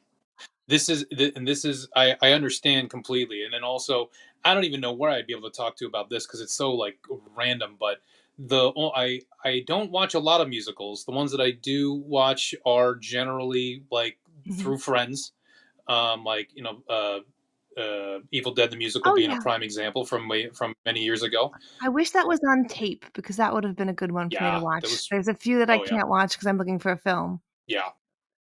As we approach the end, I always ask this question in part 1, these 2 questions. Is there Mhm. something that you are looking forward to being in the movie and possibly something that you're not looking forward to being in the movie? This way I can temper it if it does occur. Sure. The things that I'm looking forward to being in the movie are Mhm. the memes and out of context things that I've seen in the Mhm. proper context. I'm Oh, looking yeah. forward to that because I believe not because I think it will bring better value to the memes that I've seen. I just know that it will bring better value and clarity to the Yeah. film as a whole. So that way I can detoxify my brain from the internet and watch something without Yes. its influence. Um, but a thing that I'm looking forward to not being in the movie? I don't Or know. that you're worried might be in the movie. I wouldn't say looking forward to not being, but you're like, "Oh, I hope Oh, sure. nobody beats a dog." Like, that's not in there, don't worry. Oh, yeah. Um, Sometimes we get these impressions of films and we think things might happen in them when it's not there at all. yeah. Yeah, I mean as long as we're not dealing with any like really horrific like graphic depictions of like sexual Yeah, assault and stuff like that, any of the big yeah. crime words, like I'm pretty down with not seeing that. I mean, if it's in there and if it makes sense Mm, or whatever, like it's case by case basis, but I'll tell you right now, like 9 times out of 10, like all 10 out of 10, like I'm not. That's not what I'm looking mhm, for in a movie. Like you can do, like, and I get it for like intensity or whatever reasons. People have their mhm. reasons for going to that level of degree of intensity, but I am not. I'm not going to be mad if Yeah, it's not in there. You know what I mean? I'm not going to be like, and you know what this movie missed? You know what this movie really needed was that. I will say, the more and more people that I talk to, the more and more people say that, and I pretty much Yeah. never recommend a movie that has that in it. There was the one exception where Tampopo had that Yeah. scene with violence to animals, and, like, we addressed it, timestamped it, jumped over it, but despite this movie being incredibly intense and emotionally deep, and like there is the concept of violence. There isn't that kind of prurience or graphic nature, which is interesting because this camera holds Sure. on a lot of stuff. It holds on a lot of like Mm. events and not kind of like graphicness. The difference in sensationalization and a shot Yeah, that yeah. holds long for depth versus a shot that holds long for like, hey, we went there, is it's like splitting a frog hair, as the people in the South say. Yeah. But yeah, so I mean, and it's all, yeah, I know it's kind of a weird thing to pull Oh no, out of left you're field on actually there. like everybody pretty much says that, so you're in a good company. Yeah, I would not put that in Yeah. there for you. That's good. Yeah, it's just like I don't, yeah. Any event, not to dwell on that, but yeah, that's what I'm looking forward to it. But I am looking forward to it. I gotta try and get my hands. I might try and go to Turn It Up Records in Northampton, see if they have it. Like if they have it in their Nice. library, and just pick it up and keep it. So, I believe that it is on the Canopy hmm, app, which is a free application that you can download on your computer or on your phone.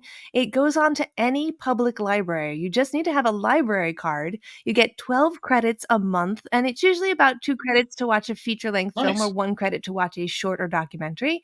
And you can use 2 credits to watch this film because I believe I checked that before we started talking because that's how I'm going to rewatch it. I am very excited to get to kind of delve back into Daniel Day-Lewis's performance in this. I've really seen it twice, Hmm. and I have seen a lot of people talk about the editing, so I've never actually watched it once through for Mhm. my own viewing on the editing. I'm excited to get to do that again. Yeah, I Sure. think it will be fun. Final thoughts before we cut? No, just very just always thankful and grateful to Mhm. for your friendship Oh and to my hang god, out and yeah. talk with you about cool stuff and be able to break bread on all Mhm. these awesome things. So Yeah. always joy. So that's all. All right. Well, this is so much fun. And we're going to be back to Yep. talk more about it in part Yeah. two and all the other great stuff that will, I'm sure, in the like 5 or 6 days between part one and part two, you and I will record 7 other Mm. podcasts and do 6 other things and have to talk about Sure. that as well. Yeah, yeah. Got another interseason of Starwell Foundation. I'm sure we can bust Yes, out at yes, some because point in I time. got to play another character this year too. In season two, I am now You did. Not Dr. Pins, right? And Nurse Needles. So I'm Dr. Pins, Yes. yes. Yep. Oh, Oh yeah. excitement. All right, guys, we Yep. will see you. Mhm. And when we see you again, we'll have had someone drink our milkshake. You just tell me how to run my family. It might be more important now that you've proven the field and we're offering to buy you out. One night, I'm gonna come to you inside of your house, wherever you're sleeping, and I'm gonna cut your throat. What? What are you talking about? Have you gone Did you hear crazy, what I Daniel? said? I heard what you said. What did you You say? don't tell me about my son. Why are you acting insane and threatening to cut my You throat? don't tell me about my son. I'm not telling you anything. I'm asking you to be reasonable. If I've offended you, I apologize. We'll see what I can do. Welcome back to the episode. I've already forgotten the number again. Jesus Christ. 20. But there has been blood, is where we are at right now because we have both refreshed ourselves and you have watched it for the first time. Is that correct? Yes, Nice. the blood has been willed. The blood has been it has been willeted. We did talk about the ironic version of watching this on YouTube with ads, which kind of intersperses them to create this really strange Verhoeven version of There Will Be Blood, where there are even more satirical commercials in between. Yeah, where I'm just kind of like, oh, it was Chase Bank after all. Well, do you want a good sign of capitalism? That's probably pretty good. Like, it's Yeah, a little ugh. surreal sometimes, the commercials, the way they fit in. Yeah, there were some that were really, really good. I didn't write them down because I didn't want it to be an entire bit, but there's some really good ones where I was like, oh, okay. Yeah, get a British Petroleum ad right in the middle of your watching There Will Be Blood certainly has an effect. Yeah, or I think there was one where like it cut in during one of the scenes where Daniel Plainview is like has like is collapsed on the floor drunk as a skunk, and then there's Mhm. a sign for Ozempic, and I'm like, that's close enough.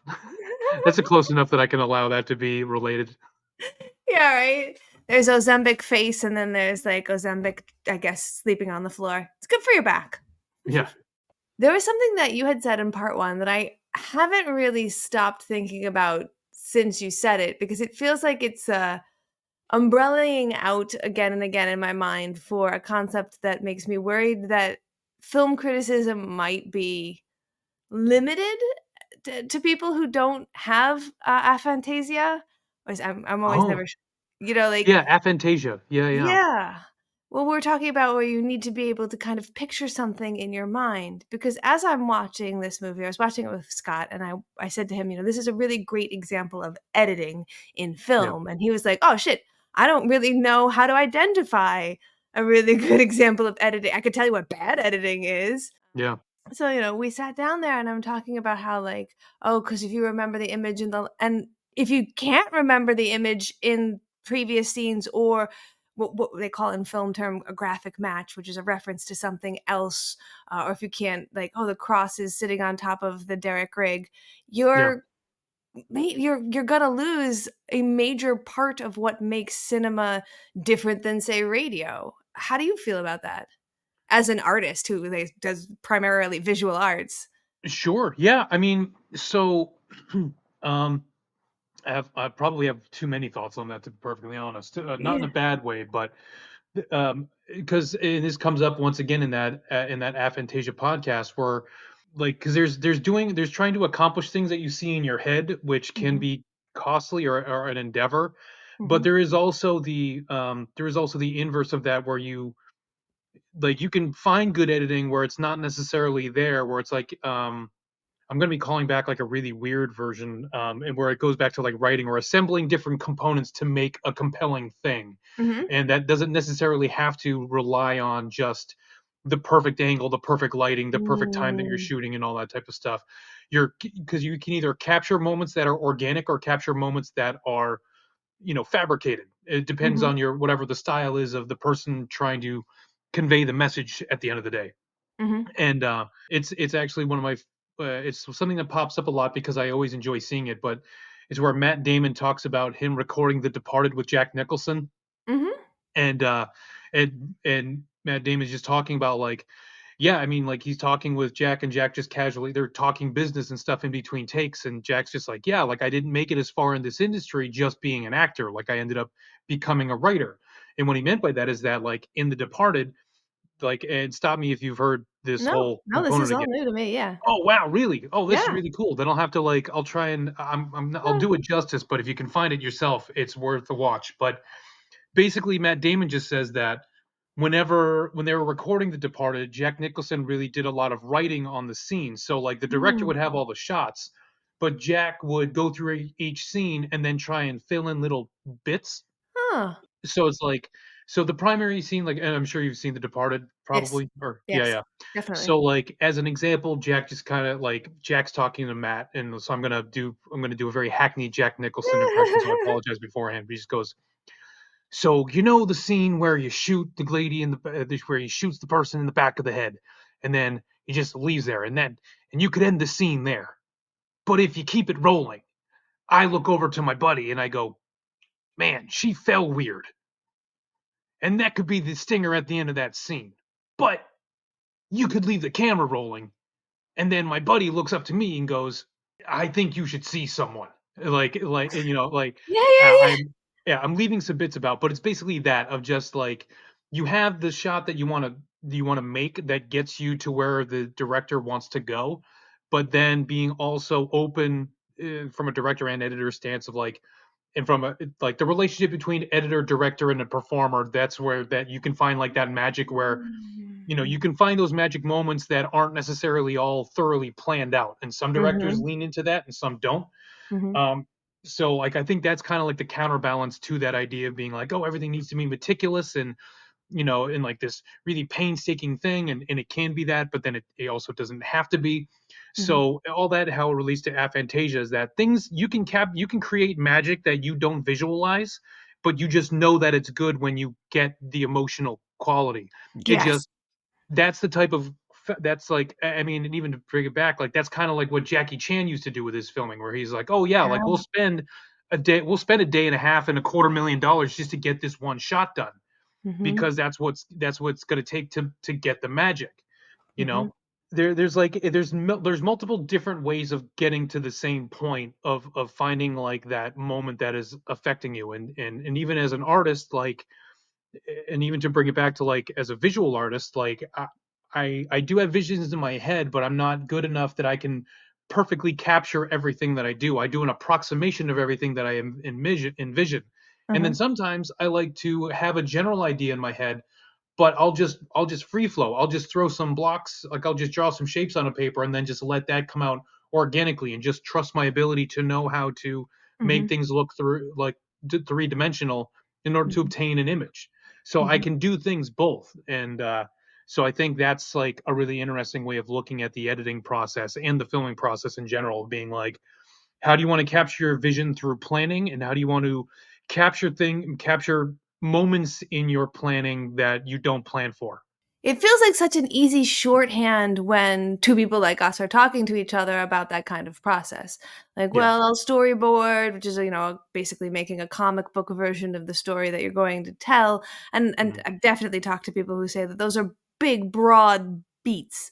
And as an actor, I've worked with reading scripts where I'm not even there to film the final version. I'm just there to read the words aloud and tell you if it doesn't sound like the way a human talks. Just Yeah. be like, That's clunky as fuck. Switch those words around." So like, it it feels like when you have the shorthand, you can really get the message across both ways. Mm. Or Tamarian, sort of like, I can tell Shaka when the walls fell, and you can be like, "Oh God, she's having a hard time." Yeah, yeah. That's like, yeah, yeah. Yeah, but when we talk about like the opening sequence to this film is 15 minutes of zero dialogue. You get the fantastic soundtrack Yeah. by Johnny Greenwood of Radiohead, my favorite band as a child. Like, couldn't get better than Yeah. that.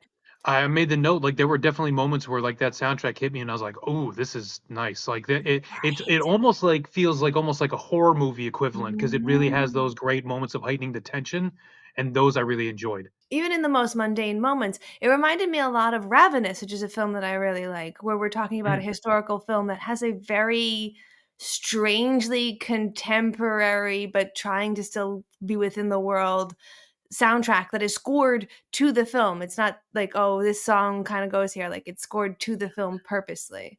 Yeah, yeah. It's not the classic Suicide Squad, like, radio station blip Yeah, channel intro, of course, which yeah. thank goodness it isn't. Or even like, what if we took this song in a major key, did it in a minor key?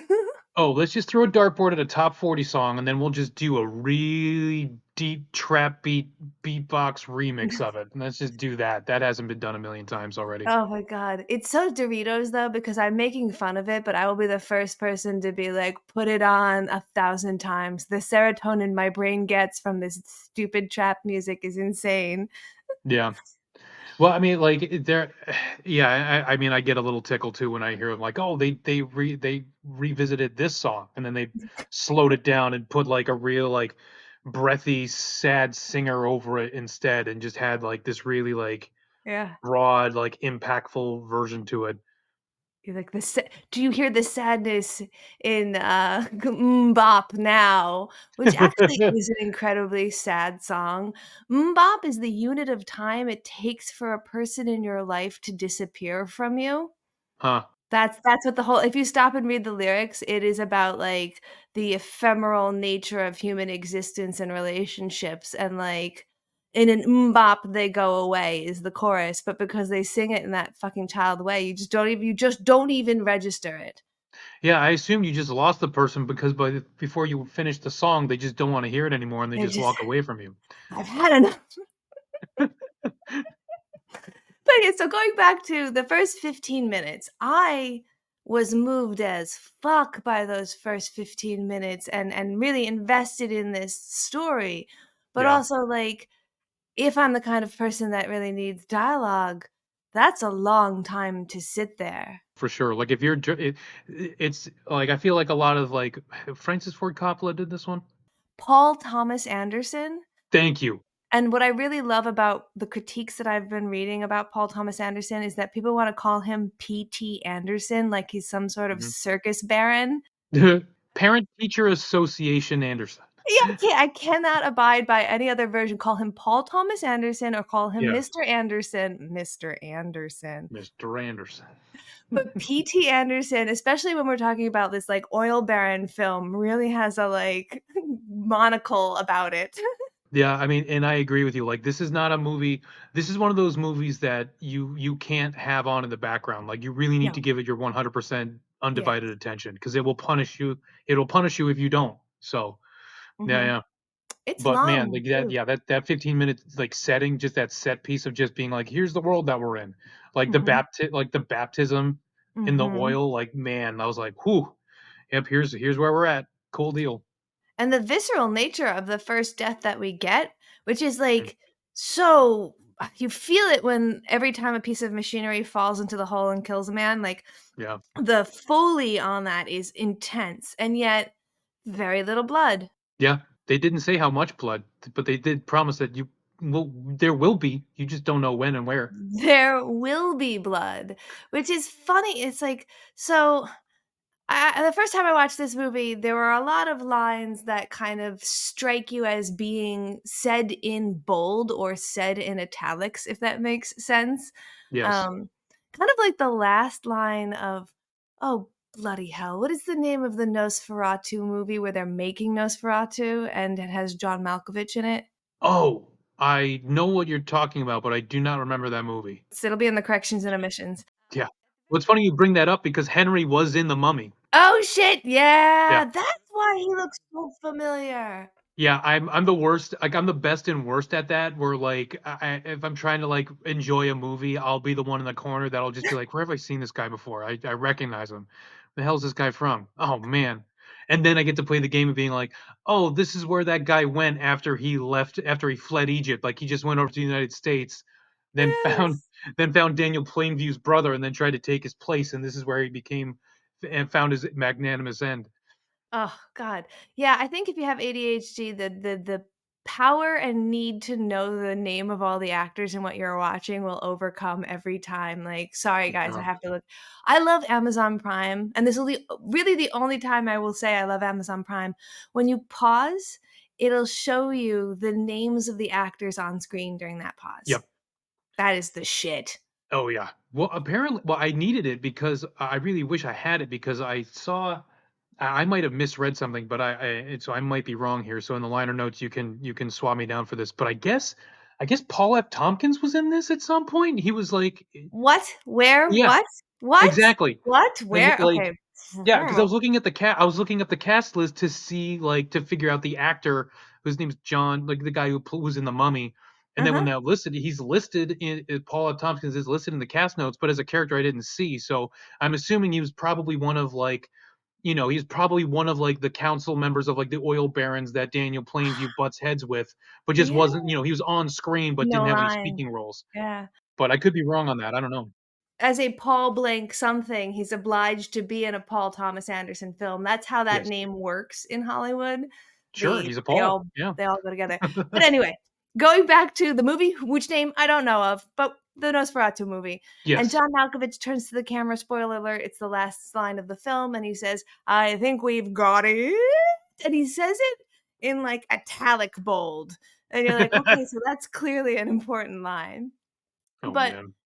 there will be blood is actually a line from the Bible. There's so many lines in this movie that are actually quotes from something else or something very specific. I believe it. And I could also make the point that there are just a lot of just overall biblical references in general. Cain and Abel killing your brother, that type of thing.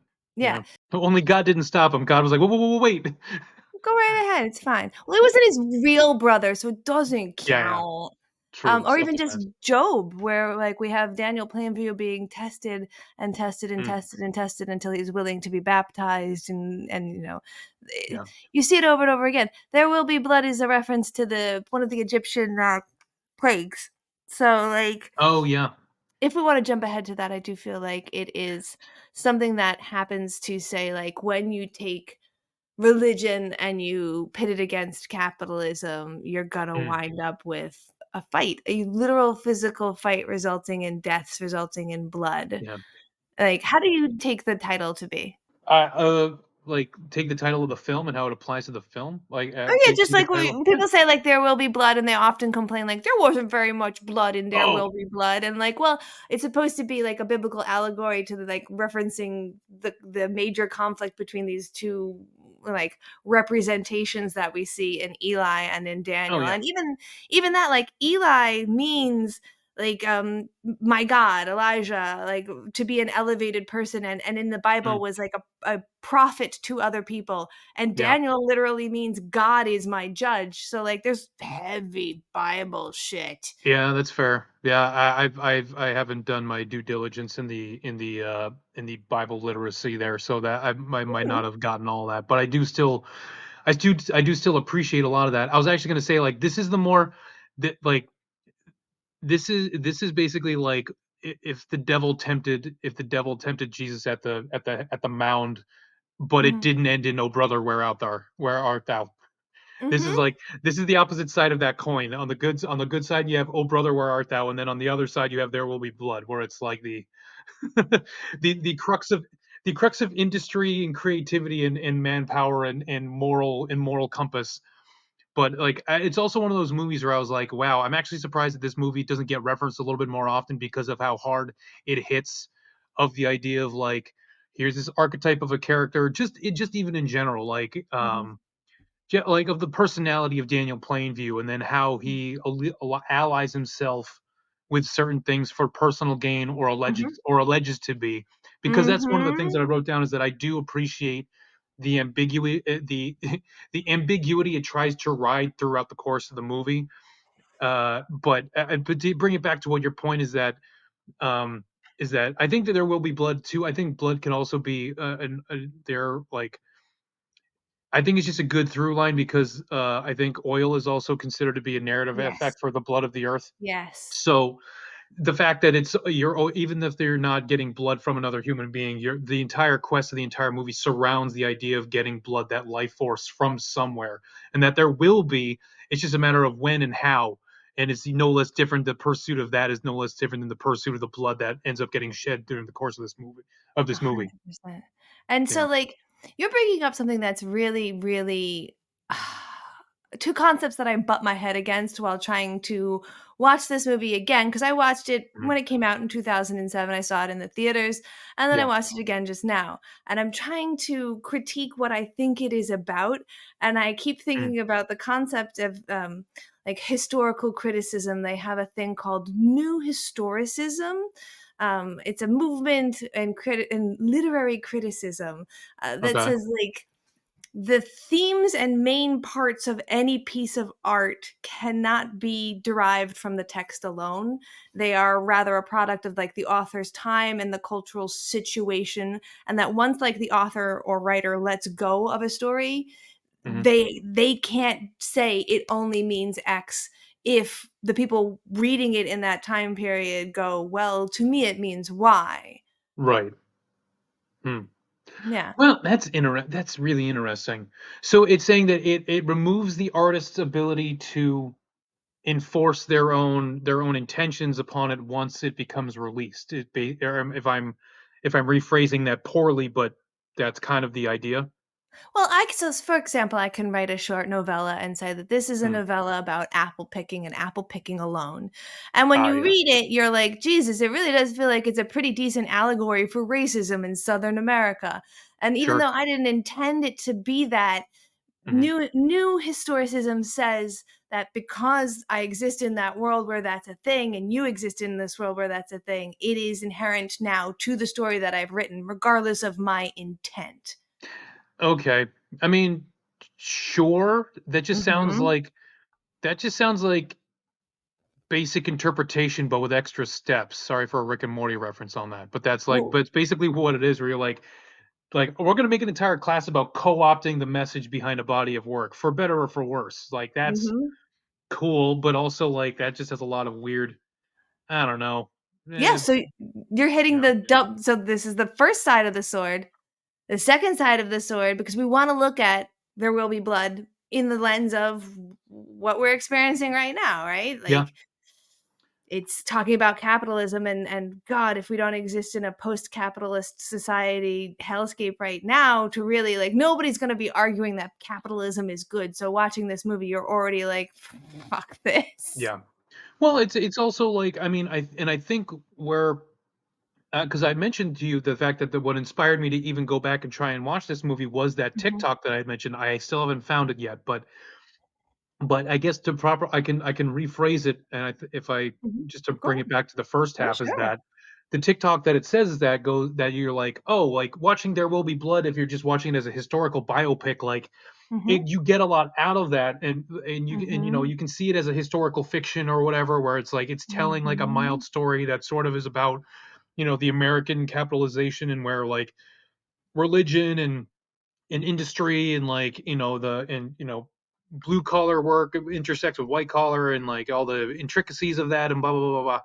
Like those are all things well and good that you can use and highlight, but the thing that this TikTok says that it goes, it's a really good in terms of, and once again, this might even lump into the neo historian thing that you mentioned, is that you're like, oh, this is actually even better as not just a character study, but just a Mhm. breakdown. It's a great movie to watch a breakdown to almost kind of show you the personality type that Daniel Plainview is, and how Mhm. that archetype fits in, and how that archetype lives in the world that we live in today, and how the system rewards them for behaving Mhm. in such a way and vice versa. And Absolutely. that's where I was like, oh, that's really interesting. And even just seeing the small clips that I'd seen up to that point, I was like, oh, that's really cool. And I really tried to watch that movie. I really tried to watch this movie with that in mind, but not like having not putting those shades on, but at least Mhm. having a glass that I could occasionally peek at in between, so that way I can still watch it, um, like un unfiltered from that idea. Yeah. Because I think there are a lot of really cool and interesting things about this film that you could Mhm. take a lot of different shots at. Mhm. But at the same time, I said one of the big things I liked about it was the narrative ambiguity until the end, which you almost get to like a Shakespearean tragedy. So what we're describing is new historicism, but what we're worried about wandering into is presentism, which is Mm, the fear that we will only look through everything through the lens of what we're experiencing right now and disregard the important aspect of like what actually happened in the past that this is yeah, actually based on. So yeah, like we want to look at it in this way and say like, oh, it is a representation of our time period right now, and it is a great character study mm, in ethics and the corruption of capitalism, but it yeah, is also earnestly just a representation of a piece of literature called oil from yep, that time period, and also a piece of literature called Pentecostal Ethics in the Spirit of Capitalism, which basically says that if you believe in God and you work really hard, God rewards your hard work by giving you success. So yeah, there's this like desire to create a moral version of capitalism that's like, oh yeah, no, this is good. We can watch the first 15 minutes of this film and think like that guy's got grit, right? Like he's mhm. really pretty decent. And so there is this fear of how do you assign the character study that we're watching with Daniel Plainview without just assigning yourself entirely on top of it, you know? I think there is a worry in that, because it's almost combating the idea of ambiguity itself with that. You know what I Mm, mean? Where you're or maybe I'm interpreting it where it's like, is this being utilized or weaponized in order to remove context, because the fact of or because is now the idea of being cognizant of context now considered part of a problem that needs to be solved. And maybe, and the problem is that a problem that needs to be solved, or is like, is in solving the problem, are you removing the lessons that we've learned that have gotten us here to this point in the first place? You know what I mean? Yeah, and is it just not another version of the lack of the aphantasia? Like, you can still watch this movie if you can't remember images, it'll just be fine. Yeah, You can still watch this movie if you don't have all of the historical context, it'll still be fine. yeah, But like you're saying about that TikTok video, even just that little veil pulled away deepened your desire to engage with the material. So, mm, like, I don't personally, I don't feel like either people are like presentism is the way, new historicism is the way. yeah, I don't feel like either of them is 100% accurate, yeah. but as an artist, how do you feel about the idea that like you let go of art and other people will assign meaning to it? There's the artist part of me that totally understands and agrees with the idea that once when you make something and put it out there, and to be perfectly honest, I think my well-being as an artist is in part linked to the fact that I can make something that is personal to me, put it out there, Mhm. and then someone else can see something in it that means something to them. That's the part, that's like the good happy thing that you as an Mm. artist kind of want to do for the most part. Okay. But then again, but I'm also thinking of like the, oh, I'm putting something out there and somebody sees something good in it that they relate to. Whereas opposed to, Mhm. there's obviously the inverse where I can put something out there, but because of my life experience, someone can look at that and go, "Oh, you're the worst person to ever live." And I'm like, "What do you mean? I don't understand." Like I just wanted to make a really scary thing, and they're like, "You're promoting the Yeah. devil," and I'm like, "That's not what that is at all. Like I don't like that's not the idea." Mhm. So I think my problem with that is that, and maybe maybe this is just a weird. I think this might be more of a reaction to the fact that we just, as a society, the ability to lie in ambiguity or lack of definition is just such an uncomfortable space now because for many reasons, and I'm not, I'm Mhm. talking above my pay grade here again, but it's just like the like most things that lie in ambiguity are you because like we've especially these days, like if you talk to most people have experiences where they've dealt with ambiguity and it has resulted in like, oh, I gave someone the benefit of the doubt, or I gave something the benefit of the doubt because it was ambiguous, and then it turned around and Mhm. bit me in the bit me in the backside. Yeah. It's more of a dog whistle situation where, like, you're getting as close to it as you can and remaining ambiguous because society allows you to do so. Yeah, exactly. Whereas opposed to on the opposite side of that creative interpretation coin is that like who's to say that you can put something out there and it can have that meaning behind it and it also can have different meaning for other people? It can be both. It's like Schrodinger's cat is a meme for a reason. It's because it can be both and none of those things at the same time. And once when Mhm, we create something, we do relinquish that because we most of the time when we make something that we think people will like, we'll be happy to relinquish that to the universe because we expect and hope that it will be seen the way that we see it, but that's not the case because, and I think I mentioned this in the early one, is that like as I've gotten older, the things that I've fought with more is the fact that like most people, and this actually ties it back to Daniel Plainview just as a person that I wanted to talk to about later on that we can poke and peck at if you want, but it's like yeah. we as human beings, yes, I did. I cracked the joke in the first half, where we were like, oh yeah, like I benefit real well when I draw 8 hours a day. That doesn't mean that I'm going to legislate that everyone draws for 8 hours a day. That would be Yeah, asinine. Why would I do that? yeah.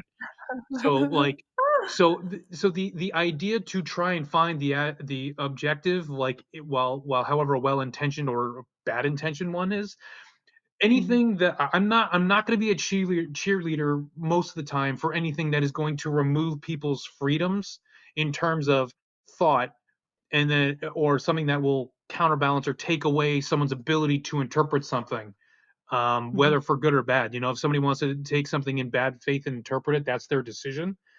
But it's like and if that becomes the prevailing overarching thing that I can't fight and argue, then so be it, and we'll go, mhm, I'll deal with it from there.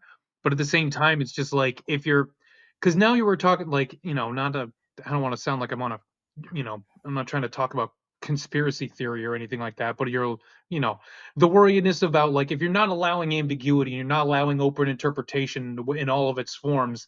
Now you're just trying to come up with your own nice version of the thought police, and that's kind of not great. because it's Yes, then like, we've just got the Hays Code, we've just got people censoring each other and telling you what even colors you're allowed to draw with. yeah, because who's to say, like, because yeah, exactly. Because I'll tell you right now, like Eon Flux, I know it has like as an example, and actually I'm not even gonna pull that out. I was just gonna say that's a great example of something that I like and I find a lot of value in, but a lot of people just look at and go, "Oh, that's just smut. That's just legal smut that you made. You had these slender, scantily clad people killing Mhm. each other, and it's just all super fun." And you're like, "Yeah, like you can see that if you choose to interpret that, but if you're not seeing and pulling information, and then that becomes a conversation of like, are you having a conversation? Are you able to extract value from and different interpretations from one specific media, which I hope I can exercise what we talk about there will be blood as we continue, as we Yeah. talk. But it's like if you can't allow for like because I think it's like one of those things where everyone or I think we're just bad at arguing these days, or not even arguing, just discussing and conversing. And maybe I'm wrong on that, or maybe it's just I have a weird segmented factional experience with those things. Yeah, what you're describing is basically the heart of conflict between people who review films for enjoyability Mm, and people who review films in the sense of, I don't want to say actual film criticism. I'm going to curb myself. right, right. In the sense of film criticism, Mhm, ultimately, there are quantifiable things that are physically have to be there yeah. for meaning to be derived. When we talk about like open interpretation, I don't think that you could just fully assign something that's just absolutely like if the author didn't live during telephones, it's very hard to put that level of presentism on it and Mm, say like this is an allegory for Ma Bell. You can make that argument, but it is more derivative. yeah. And people often want to talk about like my life experience means that this means X to me, which is valid as well, but is not actual criticism of the text or of the film. Yeah. And so, like, yes, as an artist, I want to put stuff out there that people relate to in their very personal lives, but I Mhm. do think that you have to draw the line for me as a person and holding me accountable, because then there's the whole side argument of separating the artist from the art when people want to cancel an artist for a thing that they've personally done Right. outside of their And art. we definitely talked at length about that when we watched Usual Suspects with all of that. Yeah. Yes. Yeah. As we talk about ambiguity, none of the questions that we've asked so far have official answers, Yeah. which is kind of fun and kind of also annoying. Well, yeah, but because that's the thing too is that like there's not because like living in ambiguity for a lot of people is not great because you always want that definition, you want to have that identifier, and everyone likes to be right. You know what I mean? Like I like for whatever it is, and if you and I think these days, especially now, just with the way things are, if I were to this neo historical thing, I feel bad because if it's recent, I'm worried because once again, I'm far removed from this. I just draw goofy pictures in my room a lot, and then I kind of live in that Uh-huh. world. So very rarely do I ever my experience working in film and film production and film critique and discussion is limited to basically this goofing off with my Mhm. friends talking about movies that we like and hate and then just me Mhm. making my own artwork and then just hoping people like that. But Yes. that to be said, I still haven't forgotten all my art critique lessons that I like to shake out and every year or so that I, specifically for this podcast, and then just kind of stretch out those muscles a little bit, do a little bit of psychological yoga. But basically, all that to say is that neo-historical, it sounds to me it's more like the idea of the I'm sure it's like just a new process of applying certain thought processes to the production and just interpreting things, which is in of itself a new way to interpret things. That sounds really cool and exciting. The problem is that I think if we're talking about new and like contemporary stuff, the problem with that is that if you're not making a point, if you're not making a drastic point that gets attention and that gets attention and reactions to it, then it tends to not stick or boring or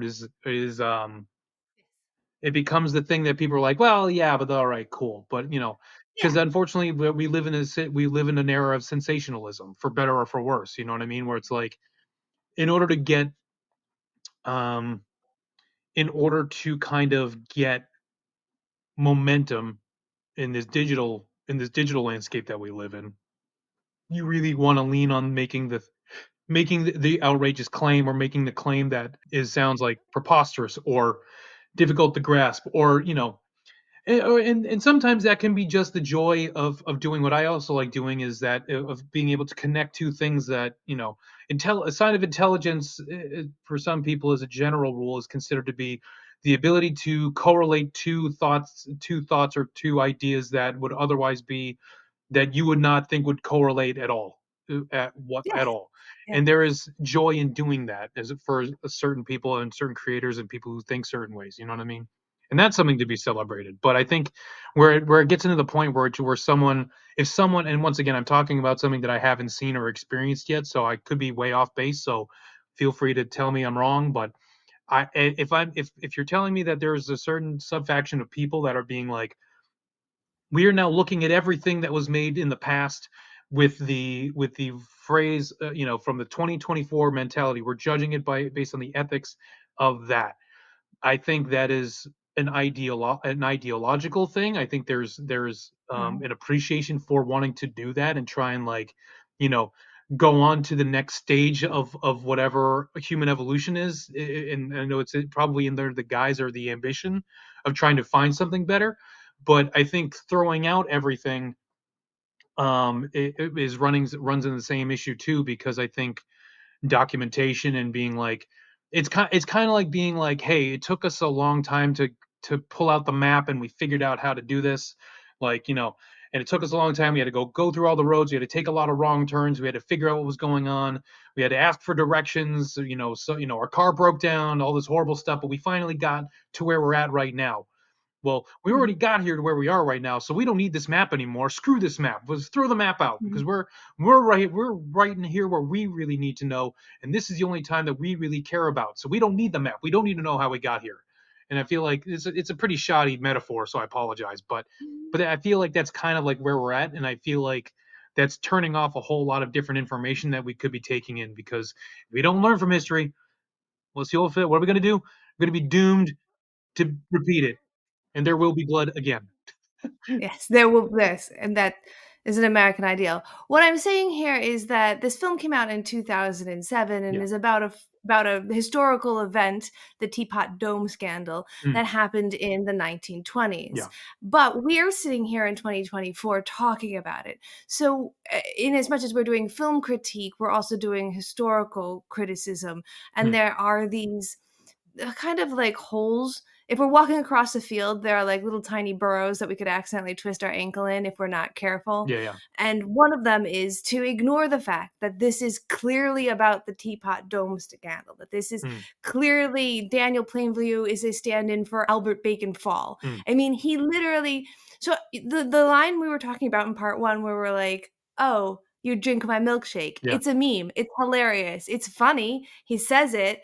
It's a fucking actual quote from that guy. I believe it. Yeah. He said it in court to defend himself when they finally looked into this, because the Teapot Dome scandal is a scandal involving like bribery to give U.S. land to private oil companies. Mm. And he was describing literally what he does in the movie, how you can drink the oil from adjacent land Yeah. and steal it that way. Yep. So like it's funny, but if you don't have that context, you don't understand why it's not just funny. Yeah. Okay, so then we step out of that period of time where we're looking at this as a film in its own time. Mm. It's 2007. Inconvenient Truth has just come out the year before. We're involved in a war in Iraq over oil. Yeah. Did the artist make statements about global warming and the need and greed that is inherent in looking for oil? Yeah. And the collateral damage caused in that is that the local townspeople were like, somebody Yes. died in there. Like Daniel Mhm. Plainview's son gets horrifically handicapped during, or gets deafened. I'm sorry, I don't want to misuse terms. What do you think HW stands for? That's the son's name. Yes. No, I remember. Yep, H.W. Plainfield. I do not know. Please let me know. There's no hard answer. There's just Hmm. a bunch of postulates. Okay. Some people think there's a prop people say was from the movie, like a prop that they threw out that says the H stood for Henry and the W stood for something else. Sure. But if you look at Upton Sinclair, Mhm. the most compelling one is people think it stands for human worker. Oh, yeah. I can see that. Do you think he loved HW? That's the ambiguity thing that I think was really interesting. I honestly do believe that I think that in the eyes of the story, I do believe so. But yeah, I do. I do think so. I think it was but do I think it was a selfish love? Like it was a love that he cultivated because he was so alone that he needed someone to be with, otherwise to be entirely alone. Mm-hmm. And it was a fragile love. Yeah. It was a fragile love based on you satisfy my needs that I need to fulfill to be a human while I do all this Mm-hmm. other stuff. Because And he's good for business. that only explains why at the end of this film that he is so vicious and cutthroat with how he acts with his son, that he sees his son as he sees what he does as an act of personal attack and dismissal of him as a person.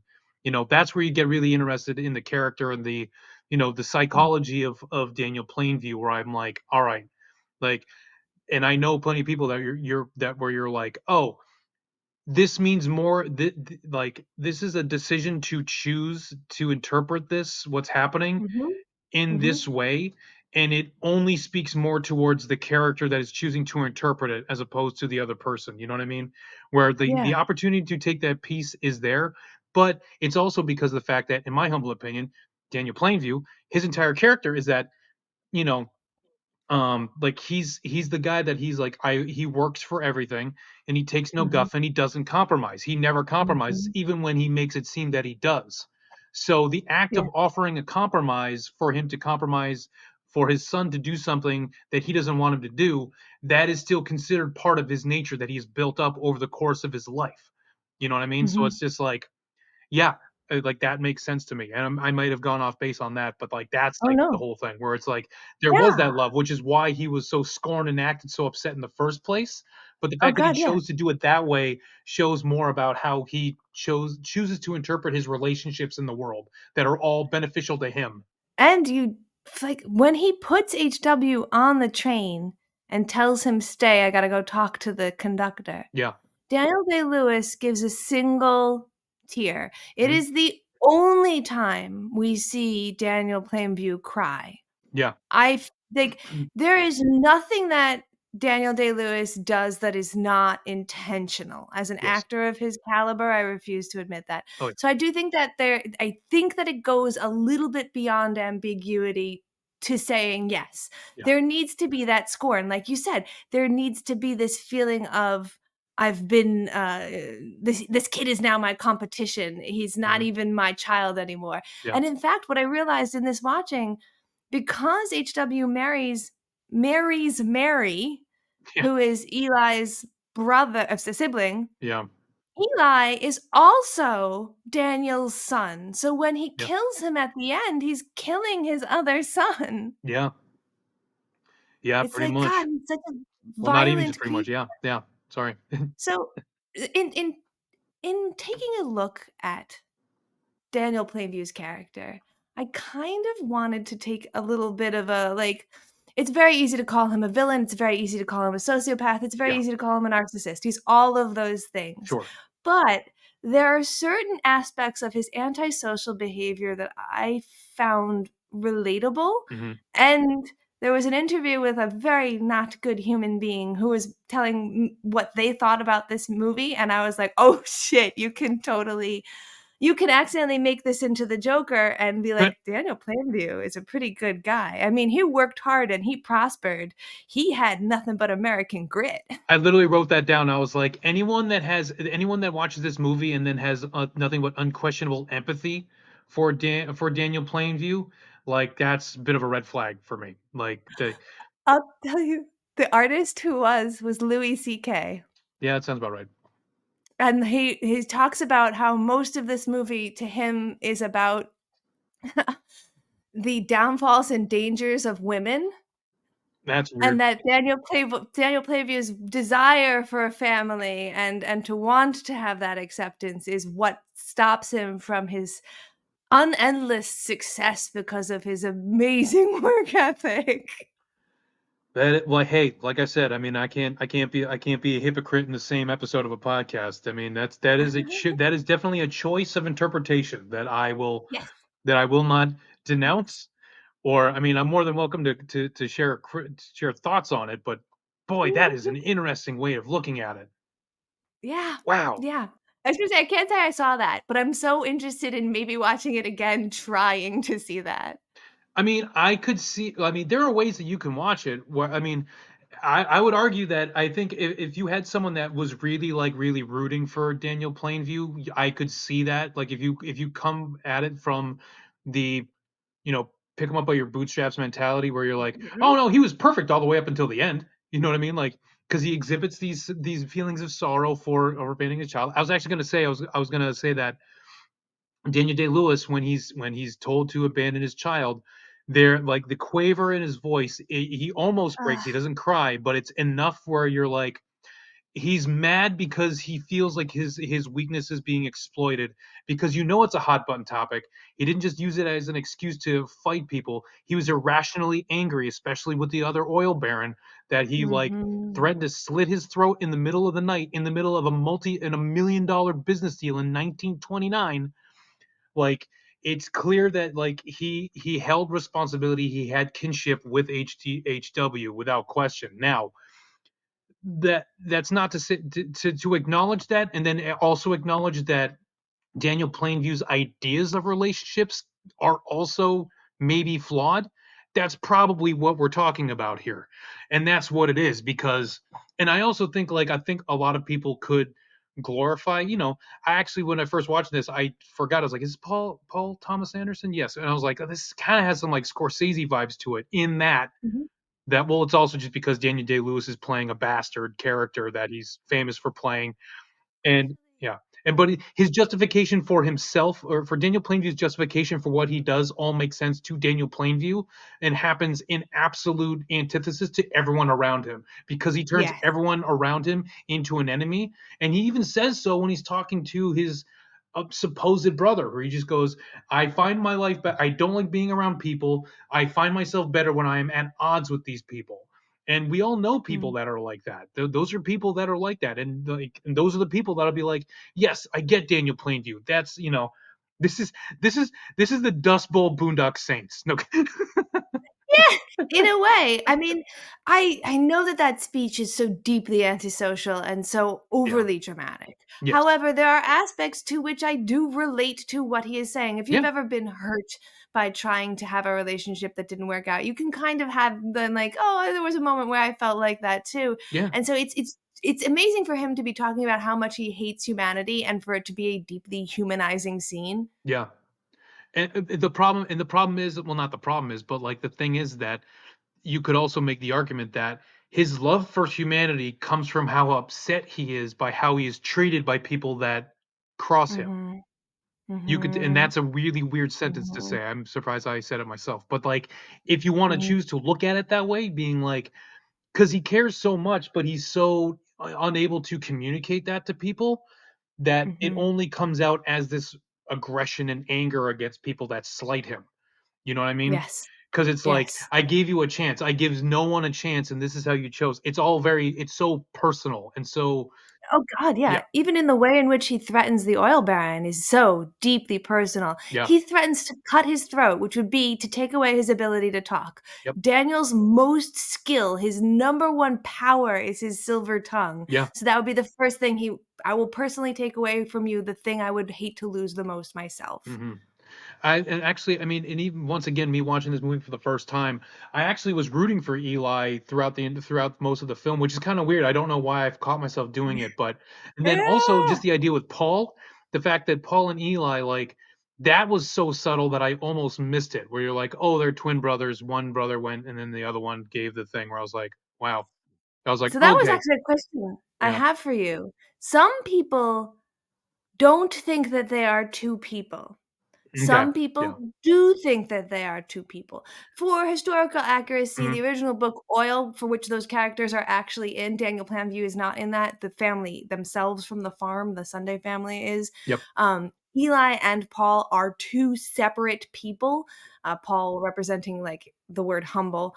But you could almost say here that they are one person. I think at the end when he says to him, "Oh, Paul has 3 wells Yeah. now," and is it feels like he's robbing Eli of that, like, "Oh, did you think that you were also the Yeah, successful, robbing him of his humble? agency You of weren't creating the even deal in the first fucking that." place. Yeah, yeah, where it's like, yeah, well, Paul, Exactly. yeah, that makes perfect sense too, where it's just like, because that's what he does. Sorry to talk over you, but yeah, No, but it's ambiguous. It's so ambiguous. It's like, yeah, God, I see like I can see what you're saying. yeah, And so when we that's why I can't help critiquing this film without talking about styles of looking at critique because we can get pushed in so many directions yeah. trying to look at what we're left with here. Not in a terrible way though. No, no, well, exactly, because it's like nothing that we've talked about, I would say, like that is, well, like, oh yes, what we just talked about, that is absolutely the concrete reason, and no, anyone else that says otherwise is absolutely wrong. Like, I'm not gonna, like, that's not interesting to me because No. that's limiting the scope of the content to be interpreted by other people. I want to take a little tangent Please. because you had mentioned getting a little bit stuck on Scorsese thinking of Gangs of New York because of Yeah. Daniel Day-Lewis's face. Well, there's a little bit of fun trivia here.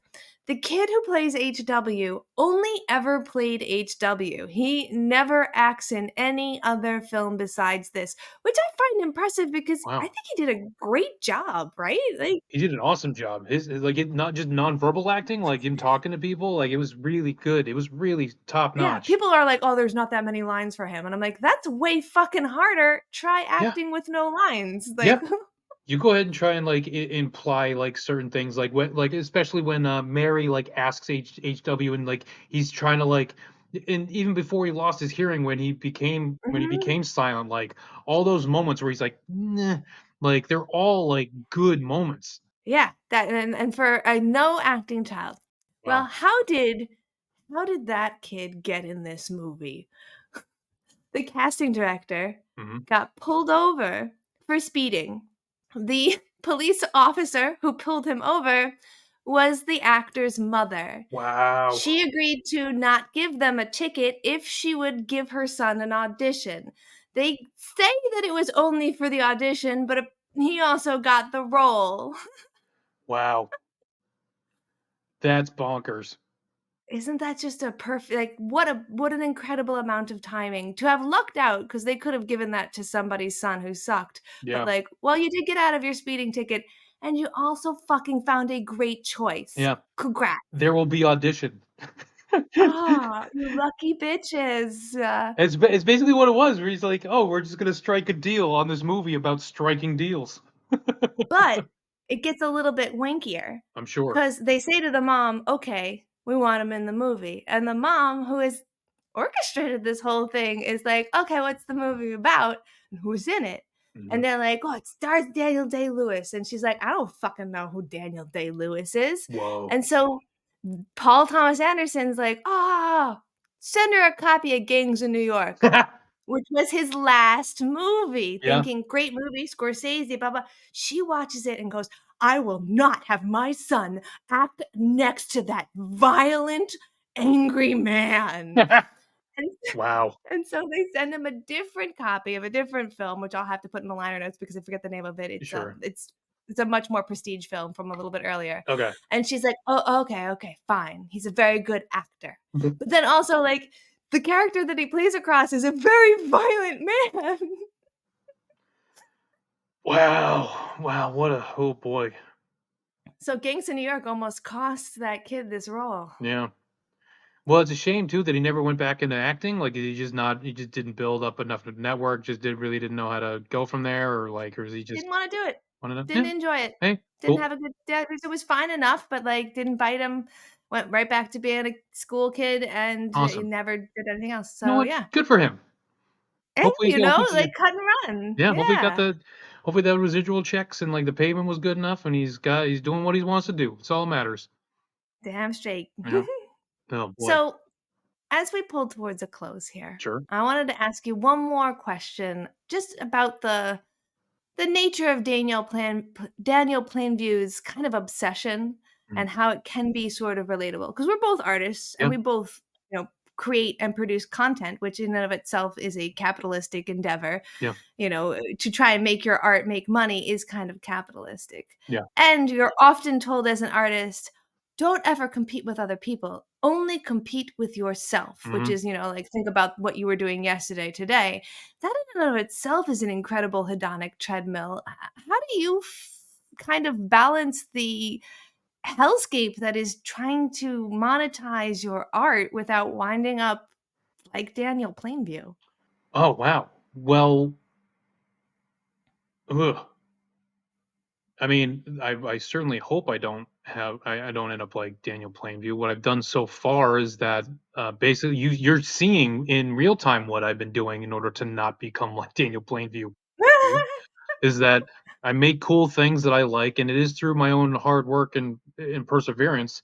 But I also like Mhm. bridging. I don't have a hatred of people. I think that would Yeah, probably be the biggest thing.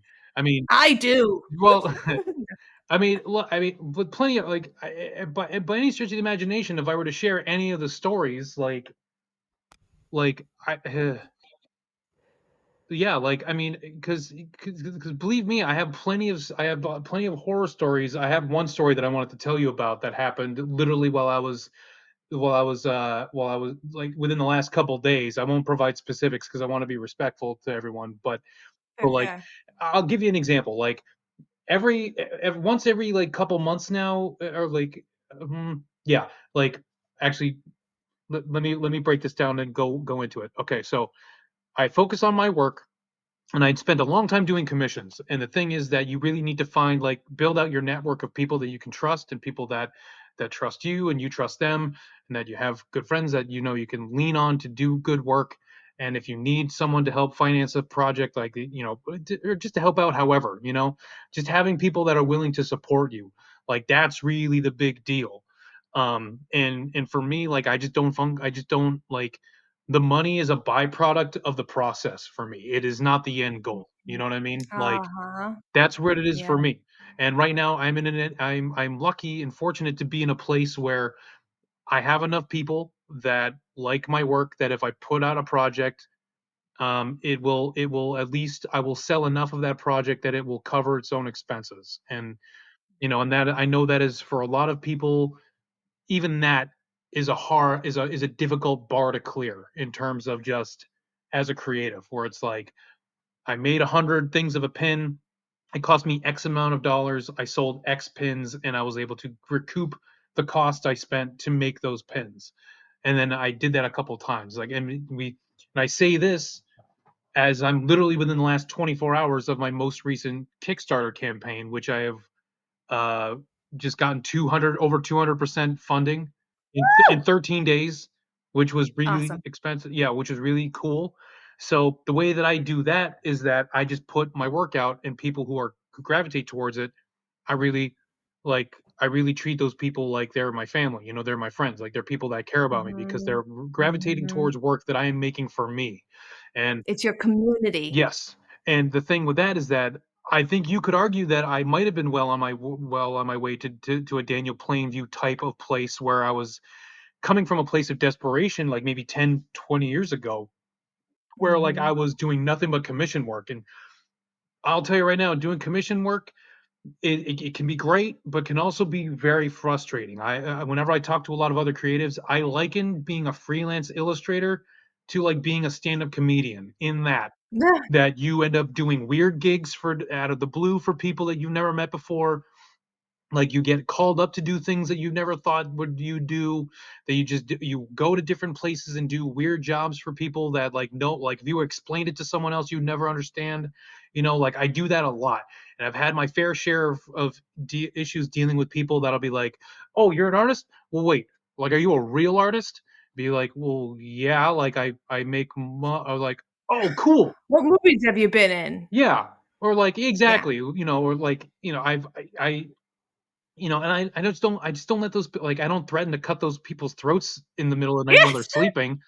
I just go you just don't understand. You know what I mean? It's just they're all relationships. The entire commerce of relationships. Money is the byproduct of the commerce of relationships, at least nowadays, Mhm, as socially. You know what I mean? And I'm thankful that I mhm. get to work with people from like I know. Like I mean, I've said that I wasn't as eloquent when I said this before, but like I've held very creative jobs over the course of my life, doing all sorts of things, acting, performing, doing stand-up comedy, doing improv comedy, like doing stage makeup, like voice acting as we both do, just acting in general, doing stunt work, stage combat. Like that's where I got my Mhm. bread and butter as a performer in my college years.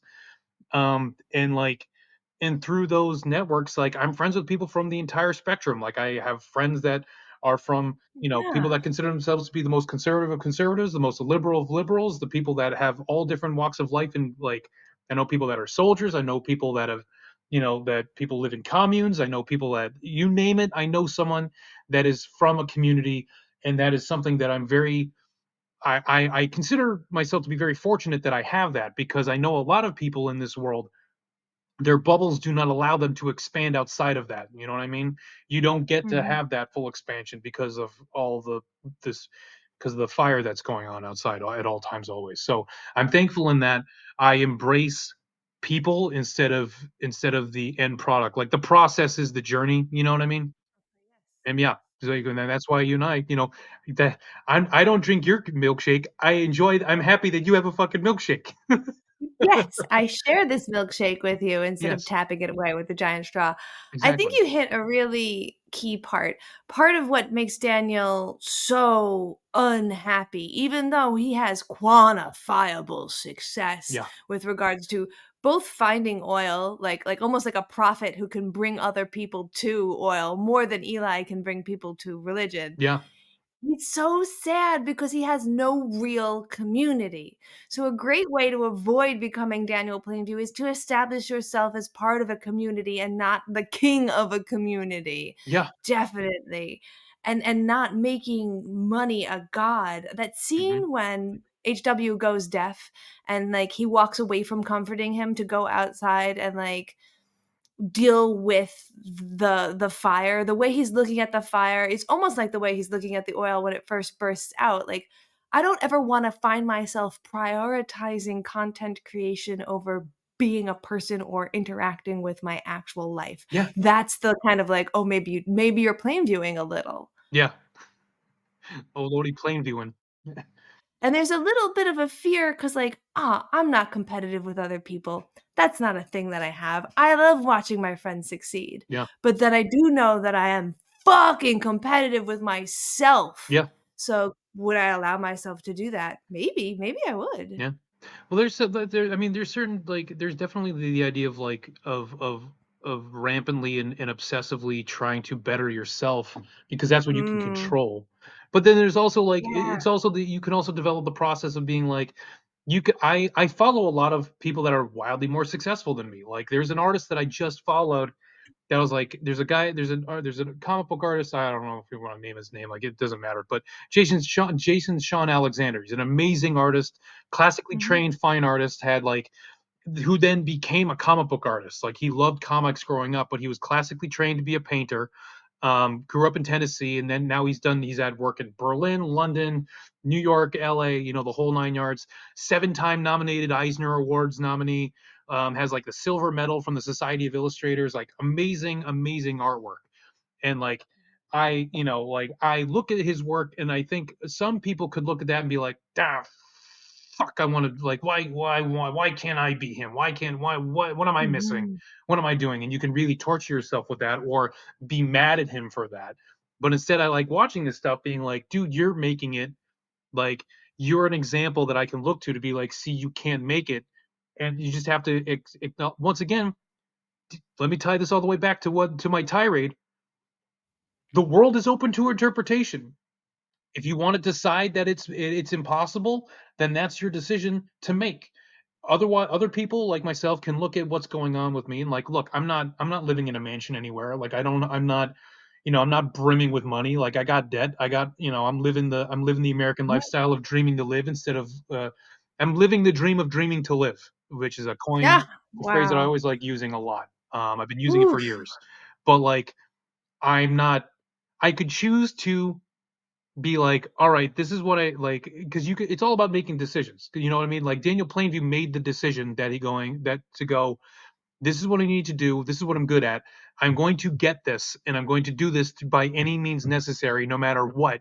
These people that I don't like, I will tolerate them, and they will be tools for me to get where I need to go. And I will value them for that, but I will not allow myself I will not allow myself to emotionally entangle myself in them, because that will get in the way of me attaining my goal, which is why then when you attain your goal, you have no one to celebrate with you, because all you did was just use everyone, intentional or otherwise. You know what I mean? And that's not Yes. that you can, and that was a decision to do that. I, in turn, Yes. am choosing to go, all right, I could theoretically do that if I wanted to. I could make a lot of bad decisions that harm people, but as long as I got mine, that's fine. But you realize that that's not how we live. Like we can't afford, we can't afford to behave that way, most of us, and the people that do don't anyway, because we all know what happens when we've all known someone that got too big for their britches or decided that they were too big to fail, and then lo and behold, they shot themselves in the foot with a shotgun. And you're like, I don't know what to tell you, man. You chose to interpret it this way. You chose that this was the right decision to make. This is the right sacrifice to make. This is the right bridge to burn. And now here you are. Yes. You are describing our final scene. You're describing the scene where we find Daniel in a bowling alley, drunk as a skunk. Yep. He has succeeded undeniably, but he is now shunned off HW. He has nothing left to lose. He has no one there to celebrate or give his life to after Yeah. he In passes. a bowling alley, a place of socialization, a place of play. Exactly. They made a private bowling alley. And also, if we start to consider him as God, like a bowl, God, Thunder's just God bowling. Like, Yeah. what a silly, yeah. But the scene is so. So a lot of people either love the scene or hate the scene. Mhm. It has the milkshake line. Yeah. It has the final line of the film, which can feel confusing as well. Mhm. But it feels like the culmination of the movie in that, Yeah. like, it's where the blood is. We finally got our bloody, insane end Yeah. sequence, and Yeah, this yeah. Sorry, go ahead. no, this battle between these 2 giant heads comes to what I felt like was a satisfactory, like, tete-a-tete. Yeah, exactly. That's what I was gonna say. It's the best. It's literally the inverse of what we got from the very beginning, where he made his deal. Funny Yeah. enough, you made your deal with the devil by giving yourself to the Lord, and then vice versa.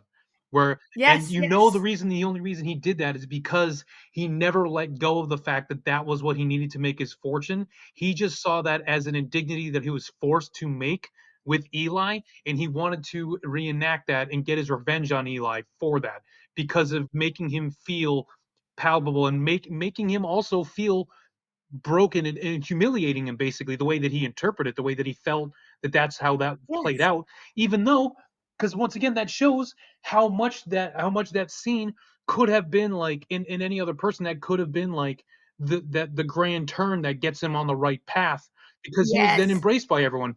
But instead, he didn't see that as his wholesome savior act. He saw that as the hurdle that he needed to get over just to get this thing done. And he held in his back pocket that he was like, I will forever hang this over your head, because this is the favor that I did to you and to myself to get this to where we needed to go. And that's the choice that he made to do that. Exactly, like you had said just before when you were describing this personality type, you don't think that you're here because of your decisions, but literally everything you did is you chose to build this well this way, and that made sure that a person could get hurt. You chose to let HW get really near this very dangerous shit. Like, Mhm. all of this is because of you. It's not because Eli didn't bless the well or because he lacks the ability to make a kid hear using his ability from God. Like, Yeah. it's it's amazing. Yeah. And he purposely stepped on him on the first place with like letting him do the opening ceremonies. Like he refused. He Yes. gave Mary the heads up, and I was like, Ooh, Yeah. that's gonna be interesting. Like that was like a big build up, but then yeah, Yeah. it's really good in that way. Yeah. It's like both characters have charm person, Yeah. and they're, like, very, very into the way that they use their speech and their parlance. So Yeah. for Eli to try and tell Daniel, it was almost like a necromancer trying to make a cleric say a death spell. Like, "I Yeah. don't put those words in my fucking Oh, mouth, it's an bitch." Oathbreaker paladin right there, hands down. Yeah, Yeah! without question. Yeah!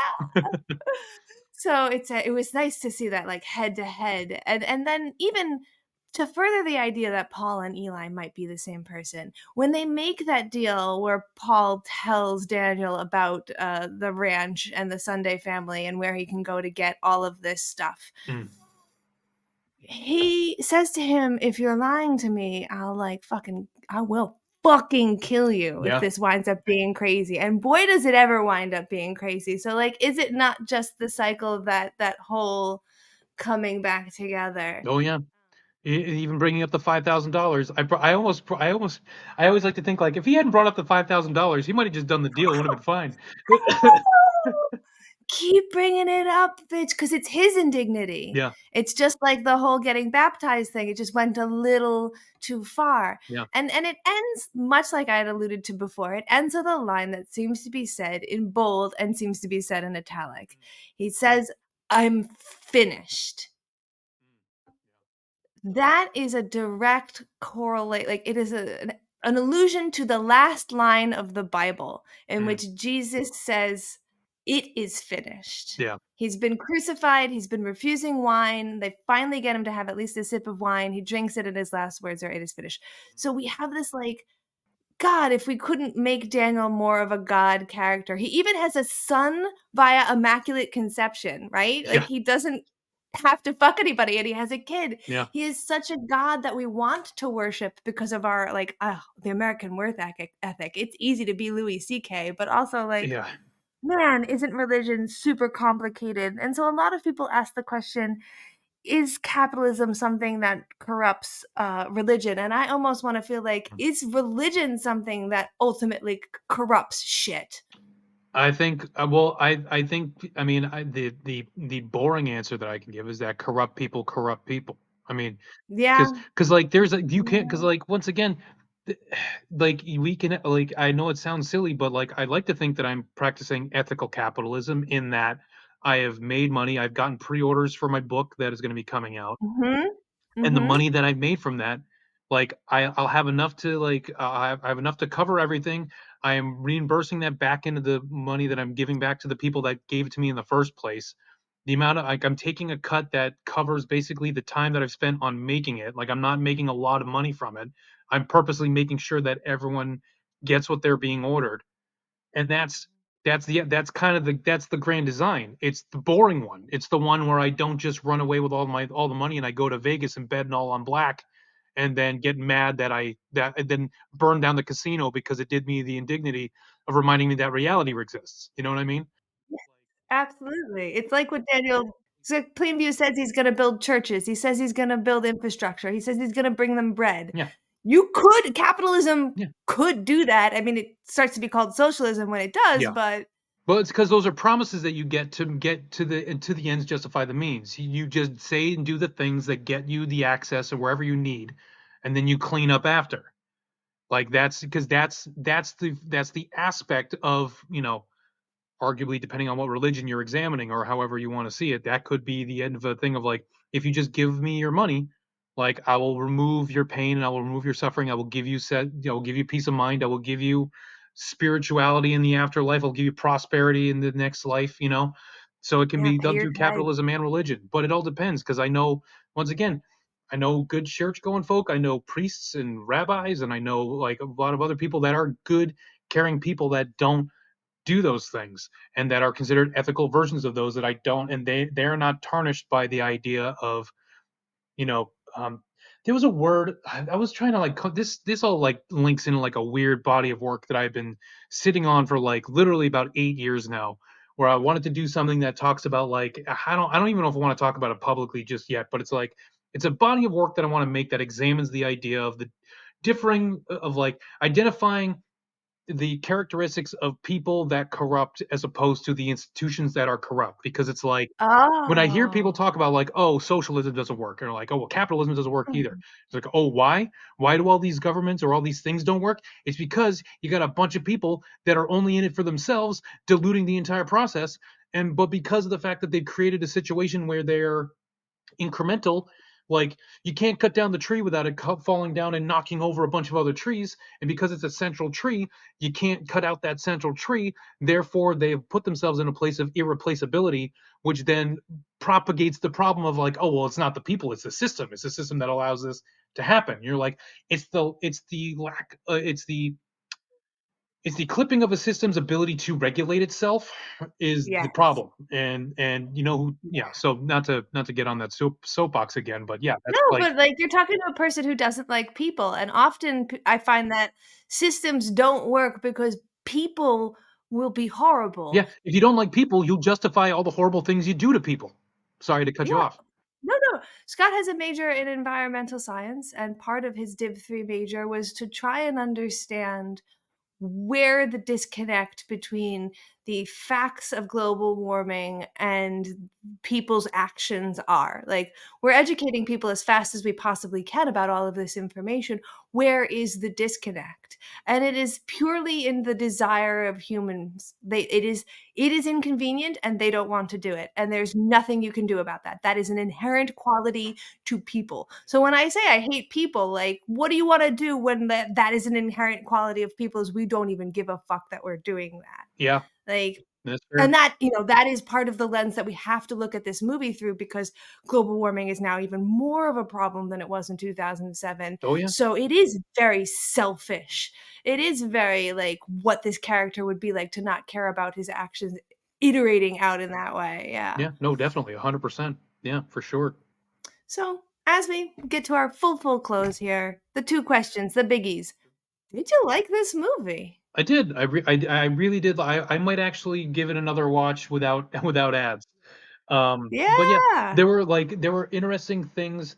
It was great to watch the film and have all the things that I watched in context. Didn't realize that the I Drink Your Milkshake was going to be so late in the movie. Didn't realize that Yeah. Yeah. that was such like a spot blower at the end of it. But it was super How many fun. times did you get a little excited seeing a glass of milk for HW being like, "Is it now? Yeah. Is it now?" It's not a literal milkshake, so Well, no. the joke too is that Patton Oswalt has a bit about Daniel Plainview, which is amazing. If you haven't heard of it, like it's great because one of the things that I really liked about it is that I mean, whether historical accuracy or not, it's the first thing I gravitated towards, which of course was on purpose, was just showing his how Daniel Plainview's oratory style was, and just how he spoke in such a way, just like Eli. You have their ways of speaking to people, which can that in of itself shows how calculated he is and how he engages with people. He has to speak from a place of deliberate above,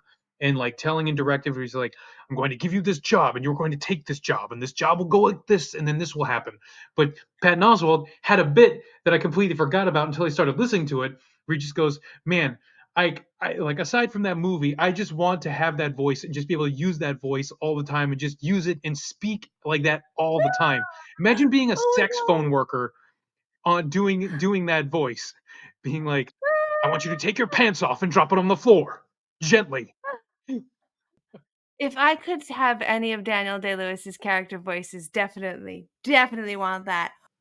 Love Daniel Day-Lewis in this, and that point in which he speaks in that cadence and that opening sequence after our 15 minutes of silence is again almost biblically hits you, because in the beginning God spoke. So in the Mm, beginning of this movie, after all of this anticipation of this genesis of our character, he finally speaks, and he speaks in a way that you're like, I wish my fucking inner monologue was that. yeah. For sure. Yes. Oh Yeah. man. It's just weird, the weird lighting. Like even looking at myself, I feel like I could be Daniel Day Lewis's stunt double right now. I'm not gonna lie, when I go to make the show art for this, I am barely gonna need to edit anything. I'll probably just take a picture of you with like the overalls and the axe and Yeah, just put it on the background of the poster and be like, done. go for it. Hell yeah. Yeah, I have my stamp of approval. Nice. So yeah, it's really, really do love the way that the editing allowed us to see Daniel Day-Lewis's performance. Yeah. It's very organic, very evocative, down to the tone of the voice, the demeanor of the way that he moves, stands so upright and straight. Like, it Yeah. almost feels like all the clothing that he's wearing is actually his clothing. Like, Oh yeah. how, like, Like I said, so I good. do fully believe that he secretly owns an oil field somewhere that he founded during the filming of the movie as his castle. Yes. He built a log cabin when he was playing Lincoln. I'm sure he found an It's oil all, field somewhere. yeah. It's not even out of a desire for the oil money. It's just authenticity. Yeah, gotta. All right. Second question. Yes, Would you recommend this movie to other people? yes, definitely, Yeah? Any definitely. caveats or just across the board? Go fucking watch it. Yeah, like if anyone was like, I haven't seen the movies, like, hey, give it a watch. Like if you know, like I might ask like a Mhm. couple like other questions to be like, is what kind of movies do you like? But generally speaking, like I think it's a good movie that you can watch. You can get something out of it, and if you watch it, no, regardless of wherever you're coming from with it.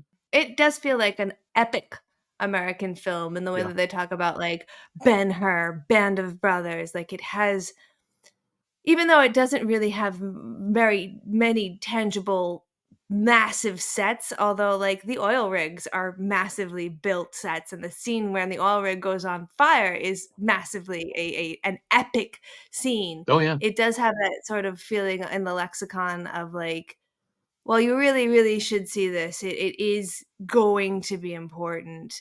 And even if you can't remember all of the images, the vibe sticks with you. yeah, And so to tie back to the very beginning of our conversation as we tie out here, I am worried that if we study this, we might see a rise in people with aphantasia because I am seeing a rise in the desire for vibe cinema. Cinema that doesn't seem to be cohesively referencing itself throughout its unfolding. It just seems to kind of say like, here's a feeling. uh, And yeah. I'm not into that at all because it feels disjointed and Or crazy. manipulative. You feel like you're being manipulated by cinema to make you feel feelings in order to justify you spending the money to consume it. Yeah, Exactly. Exactly. But you know what? I am not the best at trying to sit in another type of mindset because I'm neurodivergent in a particularly strange way. We both are. yeah.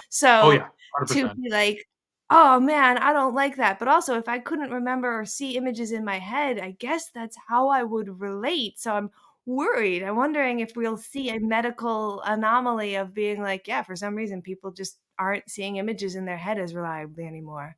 Yeah, I mean, that's a really interesting question. I mean, I don't know what I mean, like it, yeah, like I don't think we really in that podcast that we're referencing that I did. Also, please feel free to give it like definitely give it a listen. Discovering Your Yeah, Mind, a I'm podcast gonna about link it in aphantasia by the Shane minor Frame. notes. Yeah, yeah, please. Like Yeah. both the episodes of mine episode are out, but Mhm. he Mhm. like it's all in the idea of exploring that what aphantasia is and how it affects people's brains, and it's really just an interesting it's just an Mhm. interesting topic, and you speak with and Shane speaks with a lot of different people, a lot of different creators, a lot of people that have it, that don't have it, and juxtapositioning and stuff like that. And like I That's said, great. not to rehash the first half, but it's just really interesting. But I also, but it is interesting thinking about that from the concept of filmmaking and your thoughts about that of being like it being sensational films instead of like stepping away. I think it's just really interesting about where cinema's going because like now everything is because access is creating opportunity but also problems because Mhm. the dials of access for creators and then consumers is in such weird flux where it's like and the access of people be able to comment about cinema as well, which is really great because the Yeah. exchange of ideas regarding in reaction to stuff is awesome. Yeah. It's how we learn how our brains work. But like, yeah, it's interesting. I'm like, so I'm hoping that we don't lose like films like this that are like, it's kind of like how we want to make movies that challenge us, and we want to make sure that we still have a society that isn't scared to be challenged, or Mhm. that thinks that there is that that warps the idea of being challenged as opposed to like you know you can challenge something and have it not be disrespectful or have it come from a place of disrespect or sensationalism or whataboutism, whatever ism that you want to tack on with. But and then we'll always have that, but it's just a matter of like whether or not the society at large will embrace those things.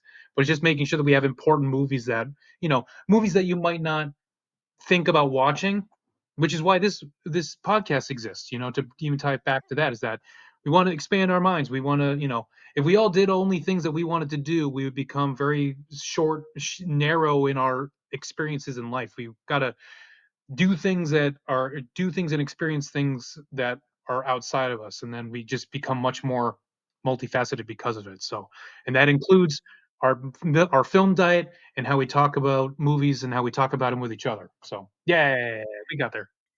There's so many people who want to get on the horn and talk to you about a movie they fucking loved. And I love that. I'm great. That's a space that is very full of voices.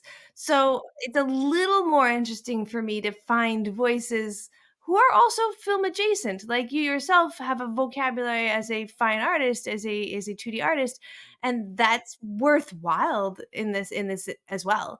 So, that's why we're here. It's fun to dip my toe in the pool every once in a while, or I'm just like, and then everyone would just be like, go back to your corner, sequential artist. I go, okay. Write me a storyboard, punk. All right, fine. Yeah.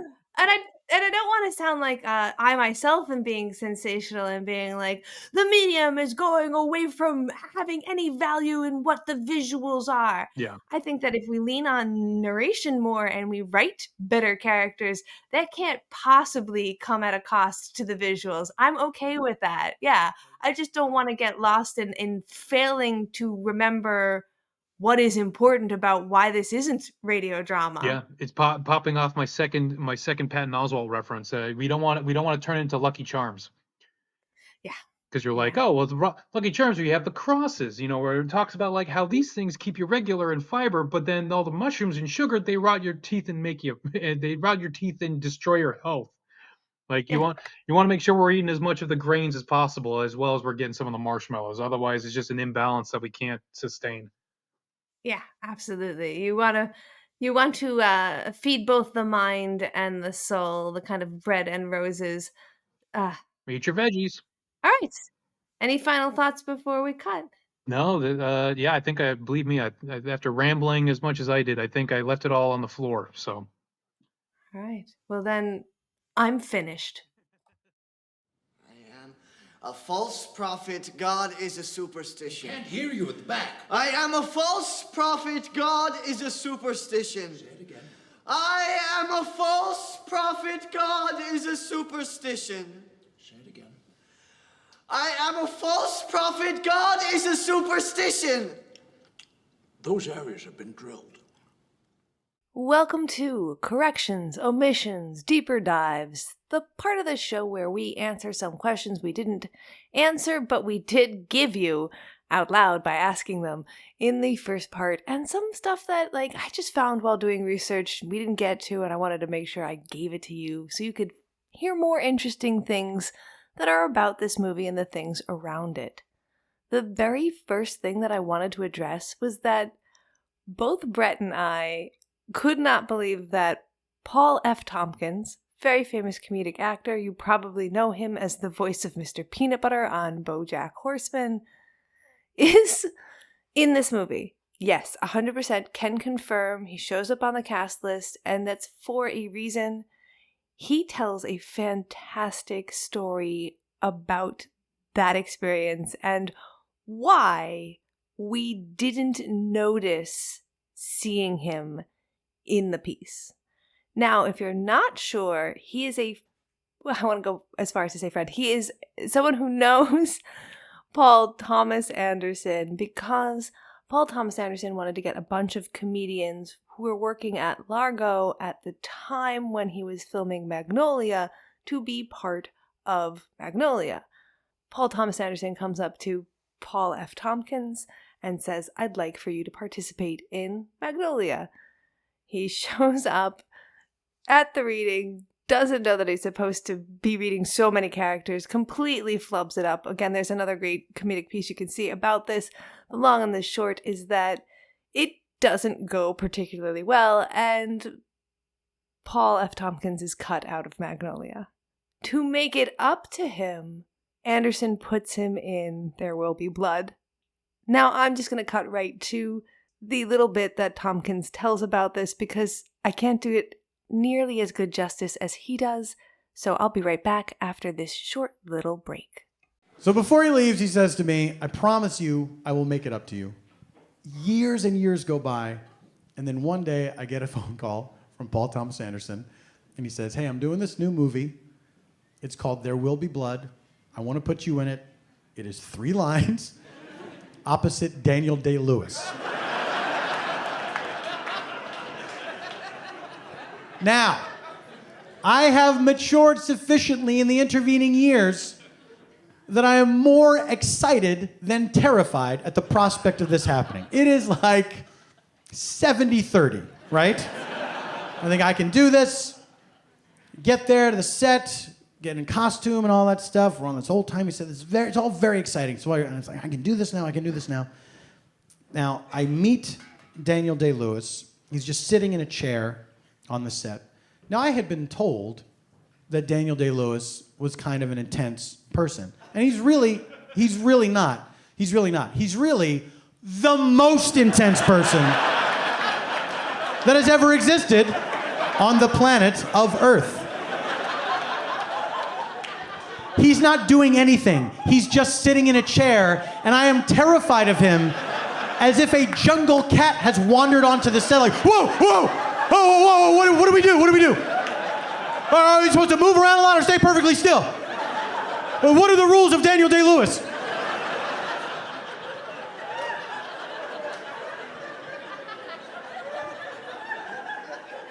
So the scene is this. It's early on in the film. There is a meeting taking place. The meeting does not go well. Daniel Day-Lewis storms out of the meeting. My role, I am the guy running after him, trying to get him to stay at the meeting. Spoiler alert. He does not stay at the meeting. So, we do the scene once, and the scene ends. Me chasing Daniel Day-Lewis down the street. Daniel Day-Lewis turns and yells right in my face.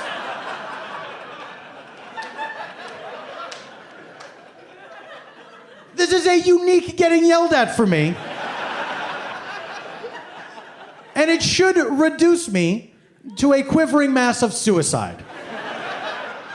And yet it does not, because I am aware that I am not a real actor, right? And this is just a goofy thing that the director is doing, having me be in this movie. So when Daniel Day-Lewis, with all of his intensity, yells in my face, inside I'm thinking, ha ha, you can't get me. I'm not even supposed to be here. I drink your milkshake.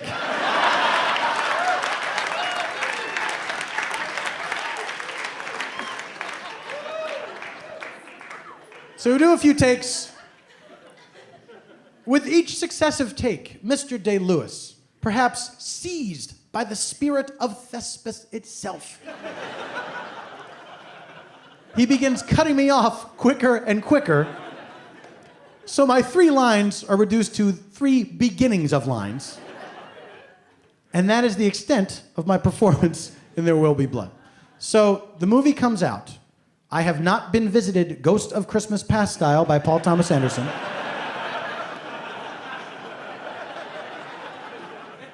I am reasonably certain I'm going to see myself on screen. So I go to the movie, the scene unfolds, there I am. There I am, over Daniel Day-Lewis's left shoulder.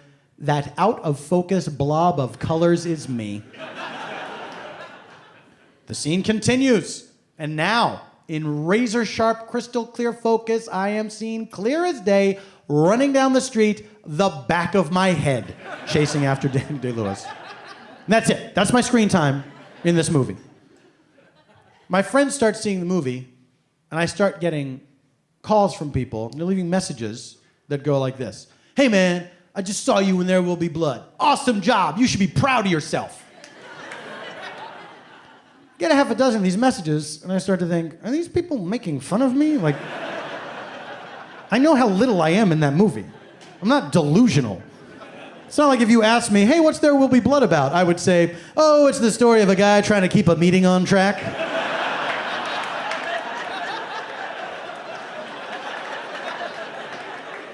worth a rental.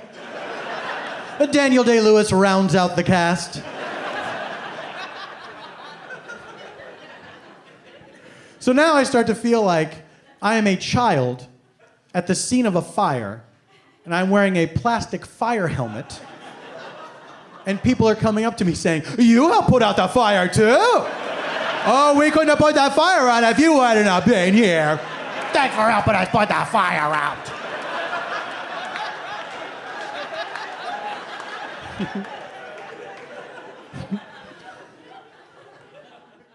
As a background actor and someone who has been cut out of films, I empathize with that story so much. Here's some fun etymology for you. In part 1, Brett says that he did something on a lark, which does mean what he says, to do it for fun, for whimsy. Well, that actually comes from sailor slang from 1800s. It's a shortening of the word skylark to play roughly in the rigging of a ship, because the common European larks were proverbial for high-flying, random-flitting, big swooping action. The Dutch have a similar idea in the word speelvogel, a playbird or a person of marked playful nature. What was the name of the movie starring John Malkovich where he's trying to film the original Nosferatu? Well, that's called Shadow of the Vampire. It came out in 2000, and yes, it is about the struggle to film on location in Eastern Europe, the silent film classic Nosferatu from the 20s that was directed by Murnau and features Max Schreck, which of course is played by Willem Dafoe, being, I want to say, creepier than ever, or maybe just his purest self. As much as I'm not a fan of Malkovich, I don't like how he is always just himself with a thin veneer of the character that he's playing on top of himself, which he is a Brechtian actor, I get it. Still, Dafoe's performance in this does make it worth your time, especially since Nosferatu is coming out in December. It's a perfect Christmas movie. What was the other movie that they sent Dylan Frazier, the actor who played HW's mother, after they sent her, unfortunately, Gangs of New York, so that they could calm her down to let her know that Daniel Day-Lewis is a really credible actor and worth letting her kid be in a movie with? They sent her the 1993 film Age of Innocence. Now, this is a story that follows the loveless marriage of Newland Archer, a lawyer of New York, and May Welland, a New York debutante. It's a love triangle. The Newland falls in love with the Countess Eleoneska, an unconventional divorcee. So it's a very, stuffy period piece movie that your mom would probably like. This is a really interesting movie to send on regards for Daniel Day-Lewis because it didn't really win any awards for him. It won an Academy Award for Best Costume and a Golden Globe for Winona Ryder and then a BAFTA for Miriam Margolyes, but I don't know. I guess it's a very safe movie that your mother would like. The following is a question that I had for myself, and despite looking as much as I couldn't get an actual answer. So if you're listening to this and you have any answer, please send it in. There is a point in this movie when Daniel Plainview meets his, we eventually know, false brother, but it's a man pretending to be his brother, half-brother. And he says the line, "I'm your brother from another mother." And that really stuck out for me because to me that seems like a modern joke sentence. That's something that might have originated in the 70s. It's very urban slang.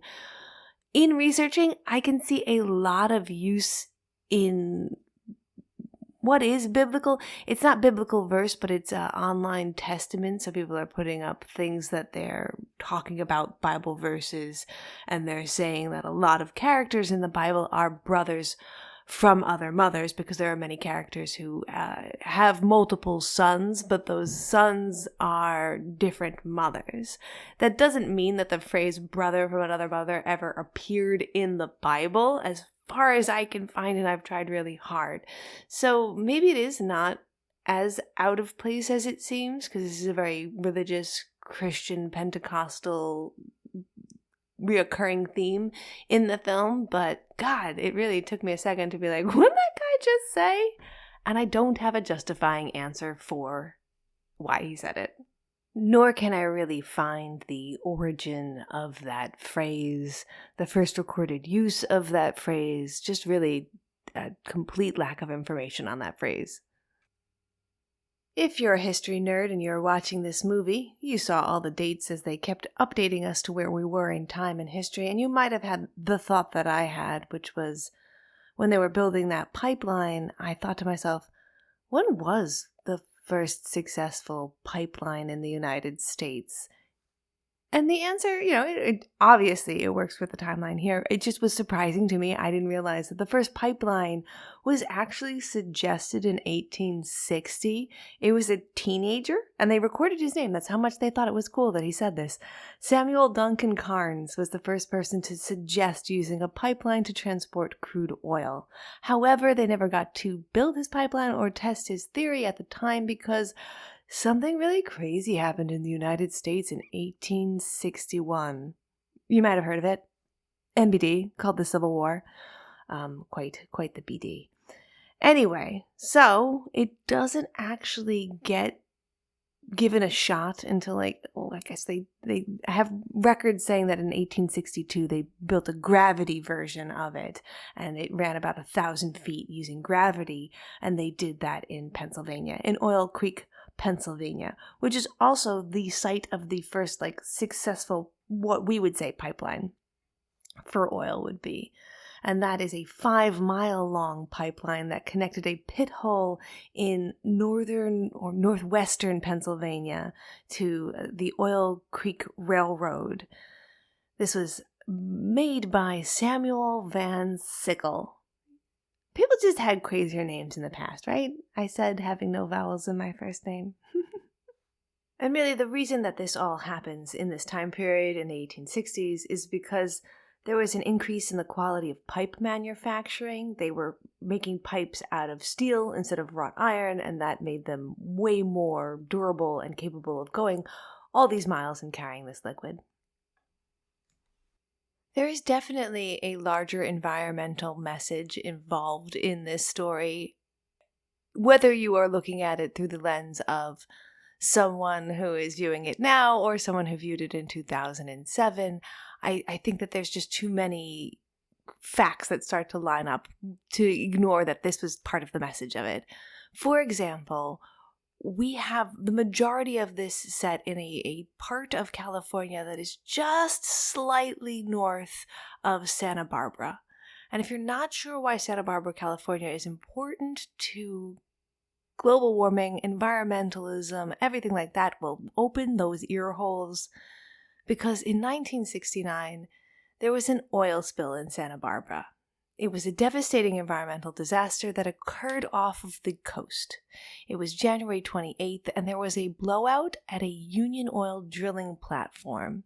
This spewed 3 million gallons of crude oil into the Pacific Ocean. The spill covered miles of coastline, killing thousands of marine animals, birds, and fish, and coating the beaches in thick, black oil. The blood of Mother Earth, if you will.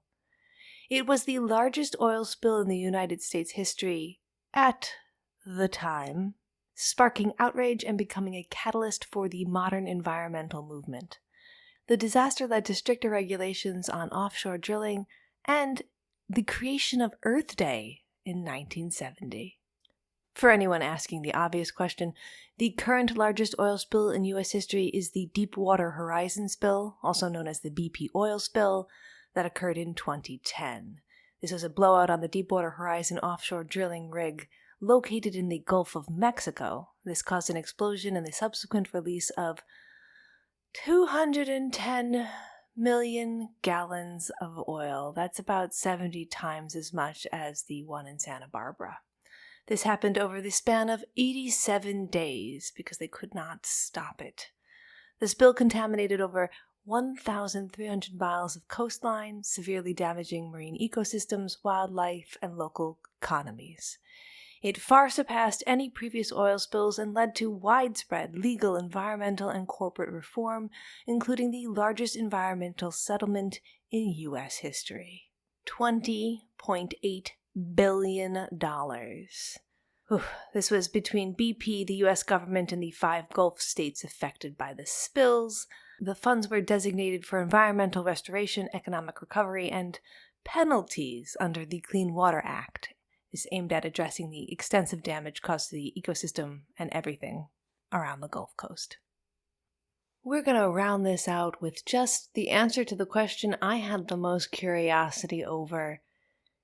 Are we seeing a rise in aphantasia in the world currently? Or aphantasia, however you want to say it, aphantasia, the condition where people have little to no visual imagery. People with this condition have reduced performance on cognitive tasks that rely on visual imagery, obviously.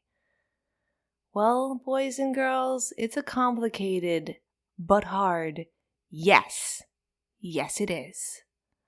Now, this is going to be skewed a little bit because these estimates are based on being aware of the concept of the disorder, and that is something that kind of only just started becoming a thing that people are aware to look for, aware of it existing.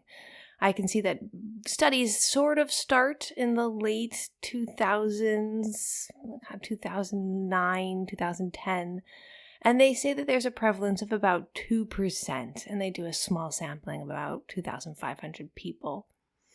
However, they put this forward to like 2020, and they're seeing that it's about 2.6%. So it's not a marked rise, but it is a rise. We go through the hell of 2020, and now in 2022, the rate is at 3.9, almost going to 5 in 2024, where we are right now. Now, this also gets complicated by the fact that most people won't even realize that they have this disorder until they're much older, like in their teens or early, adulthood, because you have to know that this is a thing. You have to know to even have it being diagnosed. Someone isn't screening kids for this. Now, there are studies that say that aphantasia is non-existent in adolescence, but becomes prevalent with age. Now, that's just some studies. So they're suggesting that all kids have this ability when they're very young, and some unlearn it. They're also seeing genetic links where it runs in families. It needs, obviously, to be studied more. However, my postulate that we're seeing an increase in it while we're seeing a vibe culture of movies, there is correlative data. I can't quite say that it's causative. I haven't really done a deep enough dive to do that, but I will be bothering almost everyone who is willing to talk to me about this, because I do think that I might be onto something here. If you relate to anything that I'm saying and have any 2 cents to add to the argument, the conversation, the dialogue, please let me know. Say something. I would love to hear about people who have this disorder and how they interact with film. I look forward to studying this some more and, maybe figuring some stuff out. You did it. You made it to the end of the show. I usually put the plugs back here at the end again. I'm not going to. I'm going to tell you that we're going to talk about whatever happened to Baby Jane this coming Tuesday, the 17th. That's all I'm going to tell you. But, thanks for making it to the end.